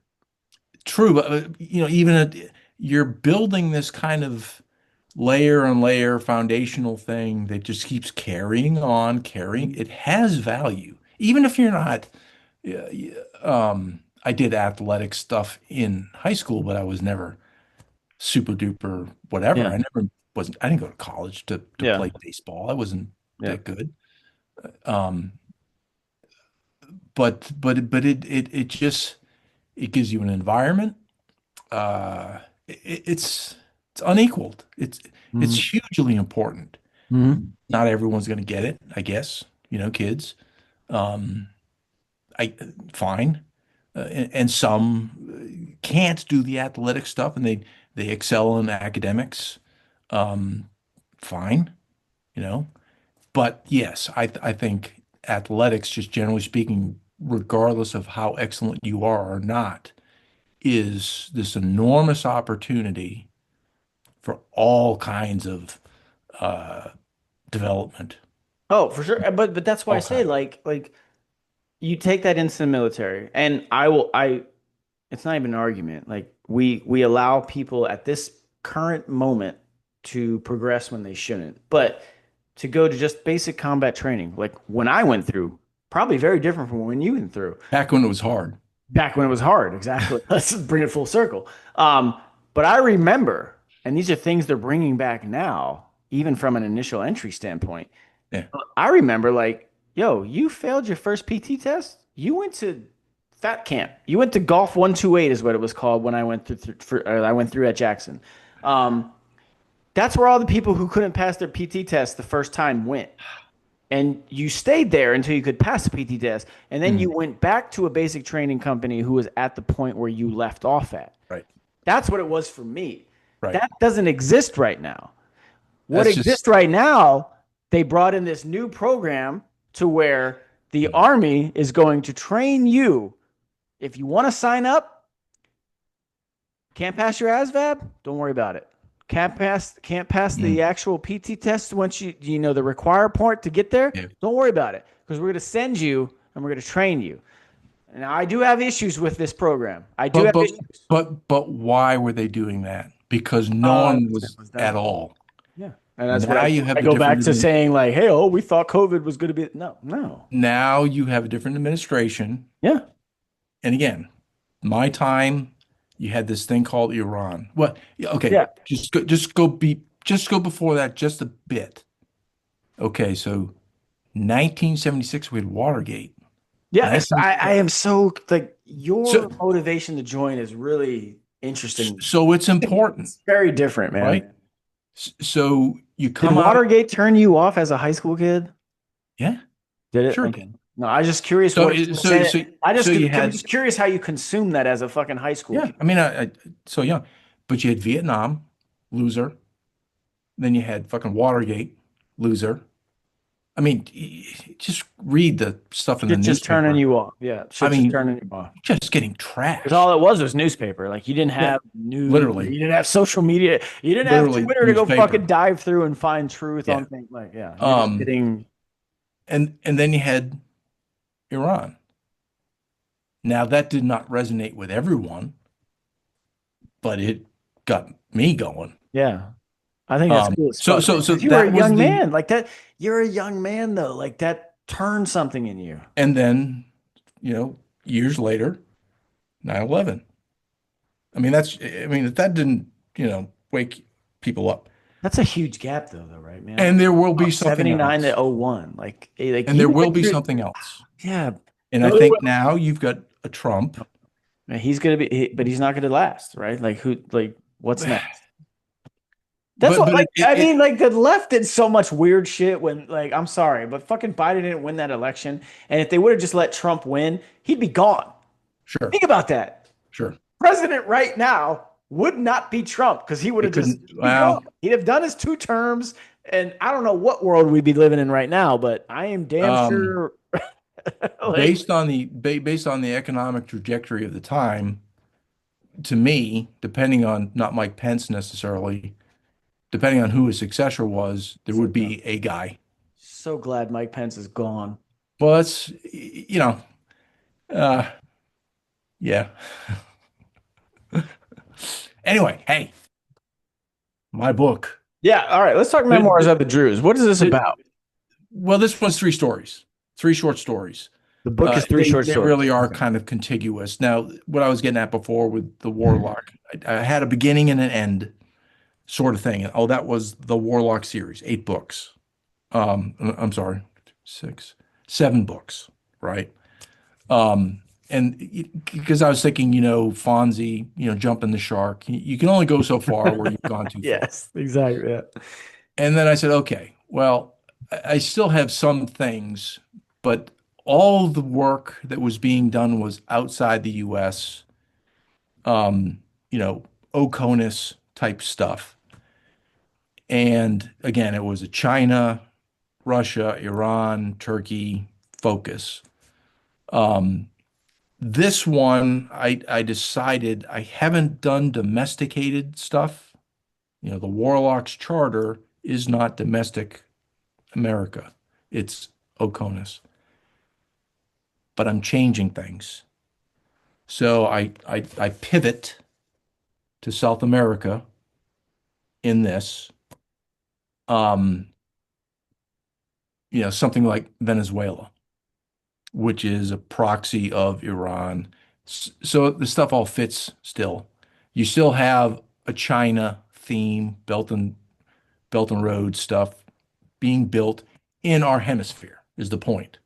So the Warlock has said, I need to be paying attention more close to home.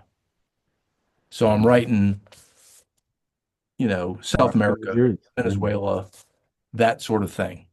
Where are we at with fucking Venezuela at this point? Oh, they're scumbags.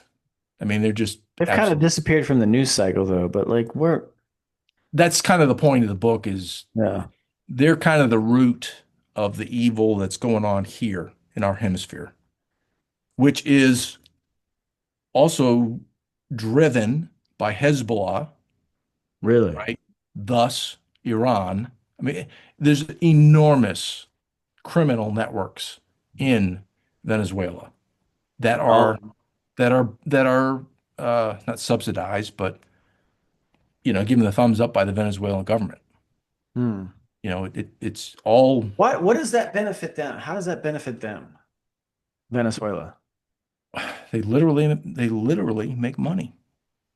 But they're so fucking They literally make money through criminal enterprise that goes to the state that then funds their socialism, you know?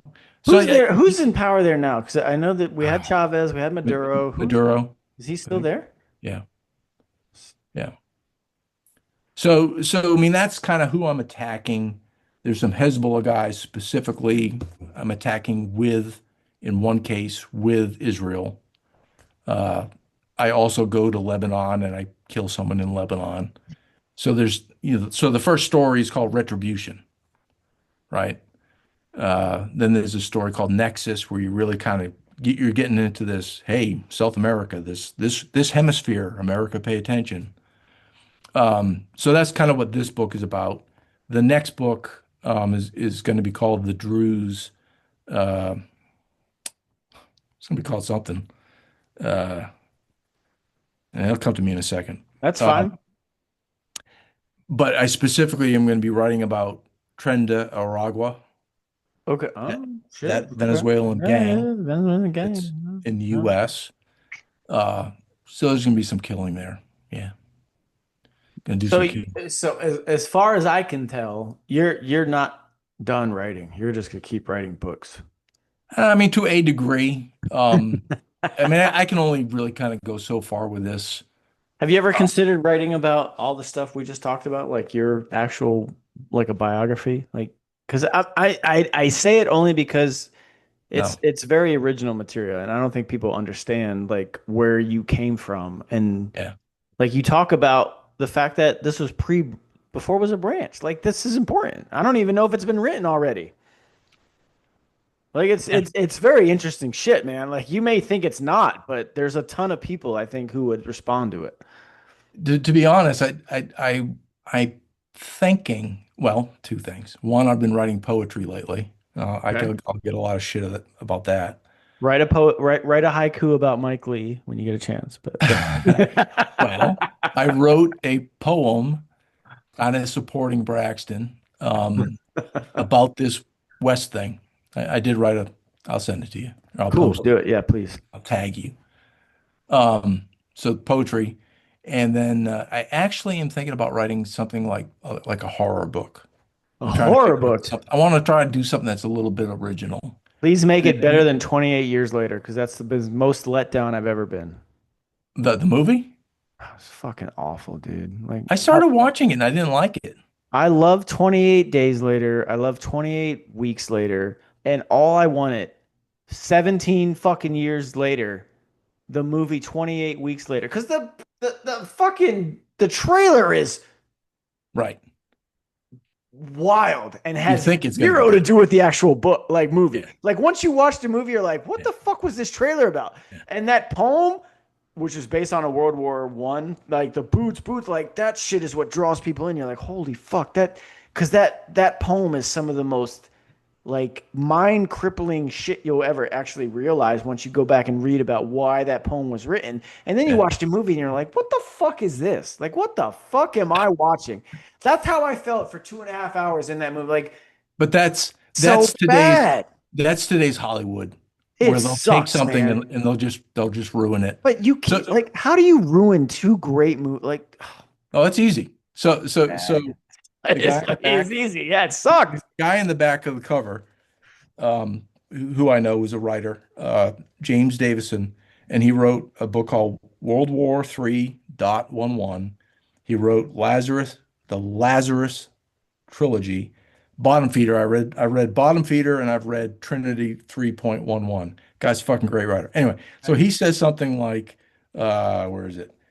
Retribution is not just an exercise in instruction. It is also an enjoyable story with characters you can imagine seeing in a major motion picture.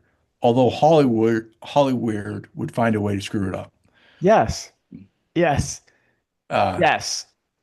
so I mean, so I'll write a lot about tradecraft type stuff or training, skydiving, off-road driving, uh, terminal control, dropped ordnance, JTAC stuff. I feel like there's so much Ah, cool oh, shit you've done that you haven't even talked about yet, man. there's a few things that So are kind of that- there's a couple things that are kind of interesting about this You're book. way too humble, man. Like, There's a couple things. Hold on. So I wrote just a small thing. There's a character who's a badass, but he needs to be refreshed in some training. So Mhm. he goes essentially to JTAC school, right? And he learns how to terminally direct, bombs, ordnance dropped from an A-10 or dropped from a F-15, and all that stuff, a nine line, right? So you Yep. do a nine line. Yep. Yeah. So I'm going through all this kind of stuff, and I have forgotten more crap than I can I possibly. believe it, man. I forget more than I I remember. believe it. I So believe I'm it. writing this thing and I'm like, I don't know if I'm fucking right. So I DM'd Dale Stark, Yeah, nice. All right.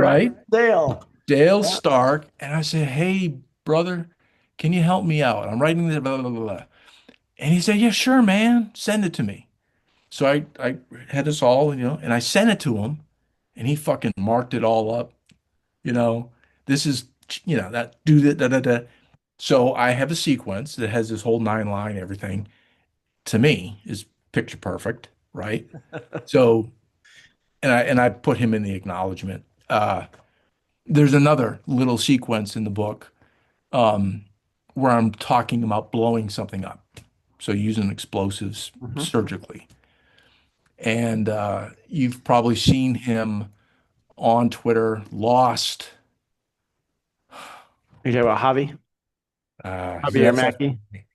Yeah. lost. The black dude. Anyway, Javier Mackey. Yeah. yeah, yeah. Lost. Yeah. I didn't want Looking to over use his strange name. terrain. Yeah. Yeah, I Javier. didn't No, want to use yeah, his no, he's name. been on three Yeah, times. Yeah, he's good. Yeah. We're him. good. I Yeah. love Javi. I'm Javi's just great. gonna I'm just gonna say the lost dude. He's a great dude. Yeah. So Javi's I awesome. wrote to him.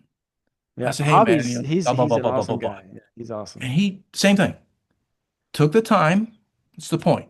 He took the time and he corrected things and he said, hey sir, this is all fucked up. Do this, do that, yada yada yada. Uh Joel Gaines. So Yeah. Oh, I'll use Joel, his great. How to drink water. That's good. yeah, I'll use his real name because that's what his handle is, at Joel Yeah. Gaines. Yeah.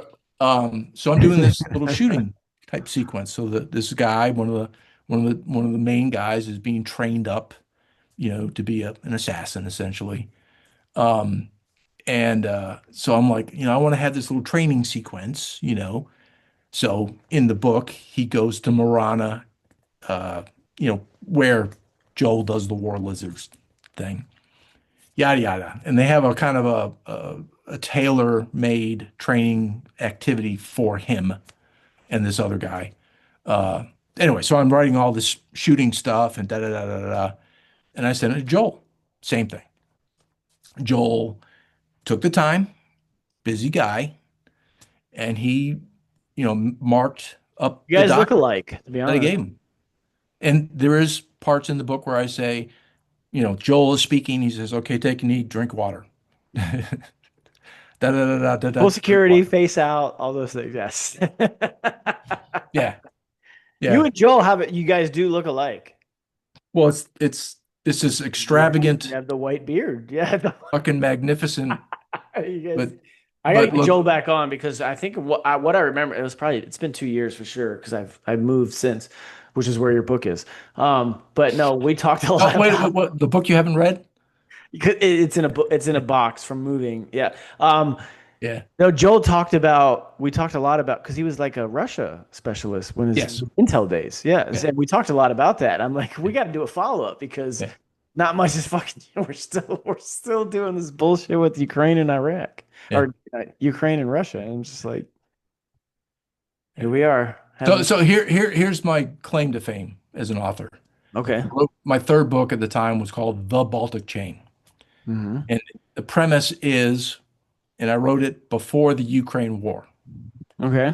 The premise in the book, generally speaking, is whatever steps we were taking in Ukraine were not aggressive enough uh, on a covert level. And the Warlock decided he was going to do something a little more aggressive. Uh, so before all this stuff happened, the Warlock blows up Nord Stream, Which happened. which happened, after the book was published. And I had people, How did you know about that? they're like, dude, Not saying how you knew about it being blown, but how did you know about Nordstrom? I Don't I did a don't lot don't of incriminate targeting yourself. stuff, It's so okay. It's all good. I was just curious because you wrote about it and it happened. Just saying, yeah. hey, Mike may have had like an extra. Mike may have went on a little field trip and decided to go underwater and cut Nordstrom. So that's cool. Good Well, for it you. was it was all cyber It's all totally. because I'm very nonviolent. I I'm believe it. I'm a nonviolent person. I tend You're literally only the to most gouge. violently trained individual we Yeah, possibly. I only gouge someone's eyes out with my I thumbs. can't think of possibly a more army trained to be violent than maybe you in your background. Yeah, I mean it's just Infantry officer, Ranger qualified, SF I, qual. I You're literally the definition of violent. I've said it. I'm a pussy. I love What is the it. title of the book that you have that you haven't read? Something with roses is in it, right? Jesus fucking Christ. Rose hips in June. Yes, I said What kind roses. of I got that right. what kind of bundle of sticks writes that shit? Right?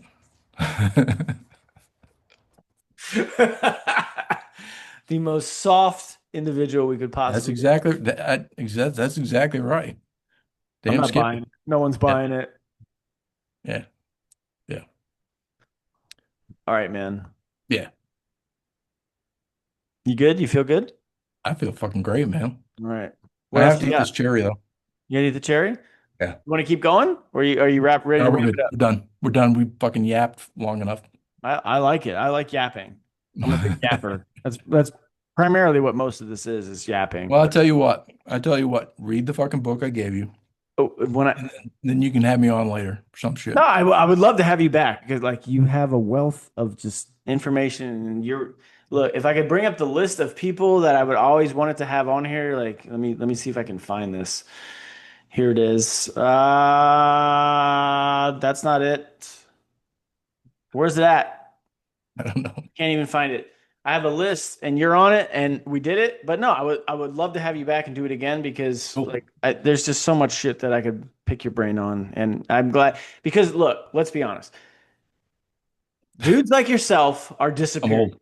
from the military, right? It's not about disappearing like you're gonna die. You're not gonna do any of that shit. The point is, dudes like yourself, we go to your background, we go to when you joined, we go to when you left. That era is leaving the military. And it's important. Gone. It's fucking important for people to understand what you went through, what you experienced, just the stuff that you did that's led to where they are today. Because we have lost, in my opinion, there's a heraldry aspect that's always been maintained through the military. Heraldry is like a big deal. Unit heraldry, big picture heraldry, whatever. Like when you go to a unit, hey, what has my unit done? Hey, your unit's done some cool fucking shit. Sorry you missed it, but you might get to do some cool shit again. So it goes back to my And thing that's about why being ready, right. And that's why he showed this, like the that's why I first, have that. Yeah. right, for special services. Heraldry. Yeah, herald, like that's important. Yeah. And I would love to actually come back and talk to you again and get more into some of those things because it's a big But deal. at the same time, there's satisfaction for me. You pass the baton to the next generation Yeah. and beyond, really. But it's, Braxton McCoy is to me the epitome of his generation. And there are others. There's countless others, but there's that age group that that stepped up. Hmm. Um, and look what he's doing now. Yeah. He's still leading, Yep. right? Yeah. It's not as a military NCO or And, whatever. and unfortunately, like it's not unfortunate, but he's just too humble to realize it. He he Because he literally doesn't want it. He doesn't want the attention and he doesn't want and I think hopefully we can bully him enough to where he finally takes that step, but he keeps making more and more steps. Like he's going on these podcasts and all, but it's like at some point, like, bro, we actually need you. We actually need you. that is You know what I I mean? think you're And right. he's yeah. That is exactly it. Um, People recognize again, these guys that are in my top tier, they just had a charisma Yeah. you cannot deny. Yeah, like Bryce, yeah, Not just go back and but listen, but just watch the but not podcast just before this where charisma, we sit there and talk about his meat farm. Like not just Bryce is charisma, just a but good dude. sensible. They're Yeah. sensible, thoughtful, sensible people Yep. with their heart in the right way. Hmm. Guy like Braxton, as an example, and there are countless others, I'm sure. They're not in it for themselves. Nope. They're not in it for the glory, whatever. He literally is doing this because he loves That's where I grew up. This And he is believes my it. He country. believes it. Like like this is it's not a fucking like, oh, how can I Absolutely. use this to benefit myself? Like, no. Absolutely. Absolutely. Actually, what you're doing is infringing on my fucking entire existence. Again, he Yeah. gets it. Yeah. Yeah. And there's only so many people really that regardless of their experience Yeah. and whatever, that really understand what is this country about. And I would argue that unfortunately those people don't exist in cities. They really don't. They just don't. I think cities are corrupting Yep. everything about them Mm-hmm. because of the competition Because and what. I very rarely have met a city person who's spent any time outside of it doing the things that Braxton does. Well, I went to college to there's play baseball, initially upstate New York, and I very rarely came across someone who was from New York City who actually spent any time in the mountains of no, the Adirondacks and hunted. Like that doesn't exist. no. The Well, only people there's who also do, there's no reward. no, right. There's There's no just not. incentive. Nope. They're incentivized to go to Starbucks and Hmm. have a latte, wear pointy shoes, you know, skinny jeans, because someone's going to say, "Oh, that's marvelous." Yeah, they use words like marvelous, fabulous. You bag bunch of sticks, Sticks. right? So I think generally speaking, the city environment is just so corruptive. Yeah. Uh, They're just missing out on the actual yeah, experience of and being they're just not American. going to get it. I'm just sorry, but like we talked about this with the American West, like being someone who dwells and resides only in a city, you have no concept of what it is to be an American. Yeah. You have to spend time outside of it. And speaking of New York City, we're watching as it completely decides to just kill itself. I mean, I really hope they vote for Eric Adams at this point, but like they're on the precipice of voting for literally a fucking communist, which hilariously has nothing in common with Islam, which we briefly talked about. But that goes to show that this dude is doing it nothing more than to just help himself. Because if he was Yeah. truly an Islamist, he could never be a communist because it just doesn't line up with the fucking religion. But he's Well, just like, but this is New York City. This is the problem with cities in general. It's just like, but New York City, yes, they go the route they of just London. sign their fucking bullshit guilt with whatever. They might go the route of London, England.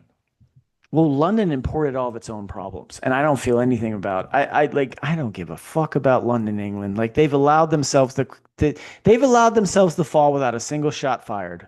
Hey, let's we'll wrap this. An interesting point. One of the things I do, I go to Whistler in the winter. In Mhm. that Airstream, I take that and I go west. Um, and Whistler's just really this strange little place because you'll get all these people that come from England. They're all, derivatives of the greater England, whatever Commonwealth, England, Australia, New Zealand, I already said whatever, all, Canada. There's very few people that are Canadian. Yep. Oh, who am I missing? England? Doesn't matter. Um, and when you talk Scotland, one of my best friends out there, and he's not going to be there this year. He's done, visa, but he was Scottish, young man. He's probably 32 years old. Um, and why are you here, man? Why the fuck aren't you working in Scotland where he said, man, I need to get away. You don't know what's going on in these countries. So you have a lot of these people from England and whatnot, and there's just this communism that's Hmm. ongoing, and they're surrounded by it. They're stifled by it. They are suffocated as far as themselves. You gotta get And violent. and I'm boom, sorry. they're popping smoke. You gotta get violent. No, that's the wrong answer. Like you gotta return to violence, man. I'm sorry.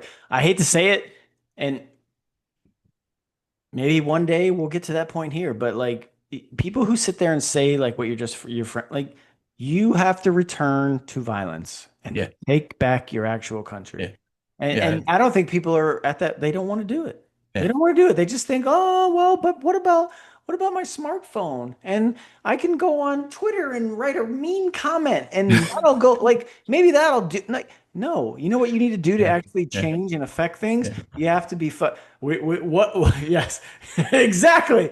You got the Right interior waistband carry. Like you have to what is the stock and mill motto? Arrive violently. Like I'm sorry. You will now, never affect change in your that own personal. that is a guy. That is a guy you need to get on the show, I Eddie, I could text Eddie right now and be like, if you oh, can. he's like, yeah, I'll be on next. He said he He's yeah. multiple times and he still hasn't. he No, I would he's love to get I Eddie on. I would love to get Eddie. Eddie's a good dude. I've talked to him a lot of times. We usually talk he's a about great fucking baseball. guy. We usually talk about baseball. But no, I'm serious. Like the person you just described, people need to realize like we're gonna unfortunately get to a point again, and whether you like it or not, like just go and review history. What was the 18th and 19th centuries? It's fucking political violence, Mm, right? Like it's literally, yeah. we're trying to keep pace with technological advancements at the same time going through political violence. Hey man, do I look sexy with these You look on? amazing, dude, bro. I would if I was, but I'm not, but I would. Okay. I'm just saying. Dude's like the dude you're describing, a 32-year-old Scottish man. Yeah. You Yeah, know what that 32-year-old Scottish dude is doing right now? He's watching his fucking country die. Same with Ireland. yeah. They're Well, watching their I think countries I die. Same with of the the UK. two, Like I think all of Ireland the is worse. UK is watching it die because Yeah, they're just allowing it. They're yeah, not pushing back. yeah. Voting doesn't help. I'm sorry. You have to push back through fucking violence. Not And not until you're not my willing to do problem. that, not my Not my problem either. problem. Yeah. No, I I'm with care you, bro. about Don't I give care one about fuck. here. Don't, I care yep. about here. Don't give one fuck. You come to my country, we'll deal with it then. But if that's what you Yeah. want to allow yourself, if that's what you want to be, if you want your legacy of Scotland, think about it. The legacy of Scotland, you want it to die because you were But just it goes back to what you're being saying. pussy to do It anything? it goes back to Whatever. cities as being Yep. this suck hole. Um, Yeah. all these places, you get outside the boundary of that city and you meet actual real people, Yeah. and they No, don't think that 100%. way at all. 100%, dude. And 100%. it's the same in our country, Even in San Francisco, man, when I would get yeah, out into the small towns of California, especially Northern dude, California. dude. So I left Whistler in April, and I kind of meandered my way down. I did go to Yosemite, and I'm going down, kind of that spine south of Yosemite. Um, but between the mountains and five, Hmm. right? That area, Yeah, yeah, yeah. you know, way outside of San Francisco, way outside of LA. Yeah, you're in Central And Valley, there's man. Trump signs No, everywhere and so they're, all kinds of stuff. dude, you Totally realize like different, it's totally different world. yes. Completely different. The state of Um, Jefferson, all that stuff is real, man. Like yeah, the San Francisco, LA, Sacramento, like these areas control yeah, California in yeah, terms of voting. But the yes, rest of the people, yeah. they They're not don't like give that. a shit. But the problem I've always contended, and I've said this multiple times across many episodes of this fucking podcast, is that Republicans in California, they don't vote. And I'll always back it up with the evidence is like, look at the voter turnout in the state Yes, of California versus yeah, the state of Florida, yeah, who ultimately the populations are yeah, double differently. California has 40 million people. Maybe 15 million of them actually fucking vote. yeah, Okay. yeah. Well, and they voted differently this time, more turnout. California is just to me is weird. I mean, It's there I am fucking driving extremely through. weird, but it's driven by the cities, like we just said, because the state, if you look at the state of California, the Central Valley, the northern portions, the, those are rugged individuals. You Yes, can't be anything other. but how? They don't vote, This man. was They don't the vote. end of April, early May. I paid just before I went over the border to Arizona. I paid $6 a gallon Oh God, yeah. for gas, Isn't that wild? and that was not before It's the anything. only state I've ever Six been in where six diesel is dollars, actually cheaper. and It's fucking wild, man.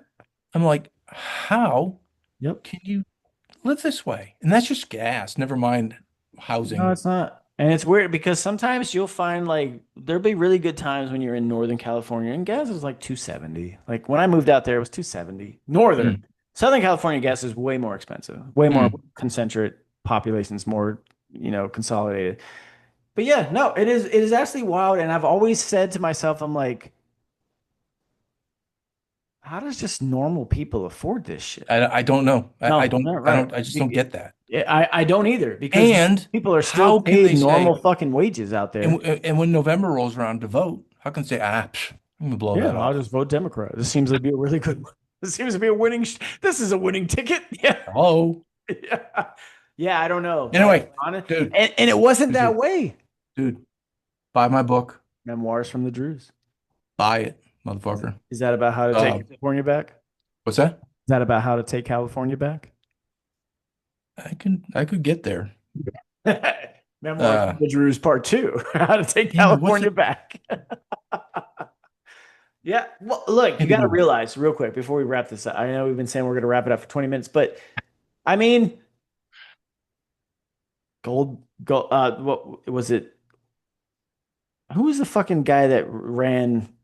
Was it Gold? It wasn't Gold. Goldberg. Goldwater? Goldwater, right? Yeah, And then you had Barry Goldwater. Reagan. Yeah. Then you had fucking Schwarzenegger, who, for what he was, he really wasn't like super Yeah. right wing, but he was a Republican. And then everything since, Yes. No, it's it's just been like this drastic shift to the yeah, fucking left. yeah, And it's just wild to me, because you would assume, as all political things and pendulums go, that eventually it swings back. And you saw some of that with this election, like the 2024 election, yeah, like there was much more yeah. red turnout. But I mean, everything starts locally, man. It doesn't Yeah. have to be Well, national. the bad thing about California is that they've infected other, Idaho and Oh other yeah, they're states and moving and whatnot. then they vote where Um, they left from, and it's so fucking weird to me. And I mm. just wish like there's got to that's the shit that has to stop because So I'm just gonna, read the books and yep. you'll read this whole Warlock thing. And most normal people will say, God help me if a guy like this is ever in charge, because he'll do shit that's just so this Warlock guy. Well, I'm just gonna tell you, God help you if I am in charge. I actually like how this sounds. All right, that's it. Let's stay with the bourbon. God help you if the warlock is in charge, and we are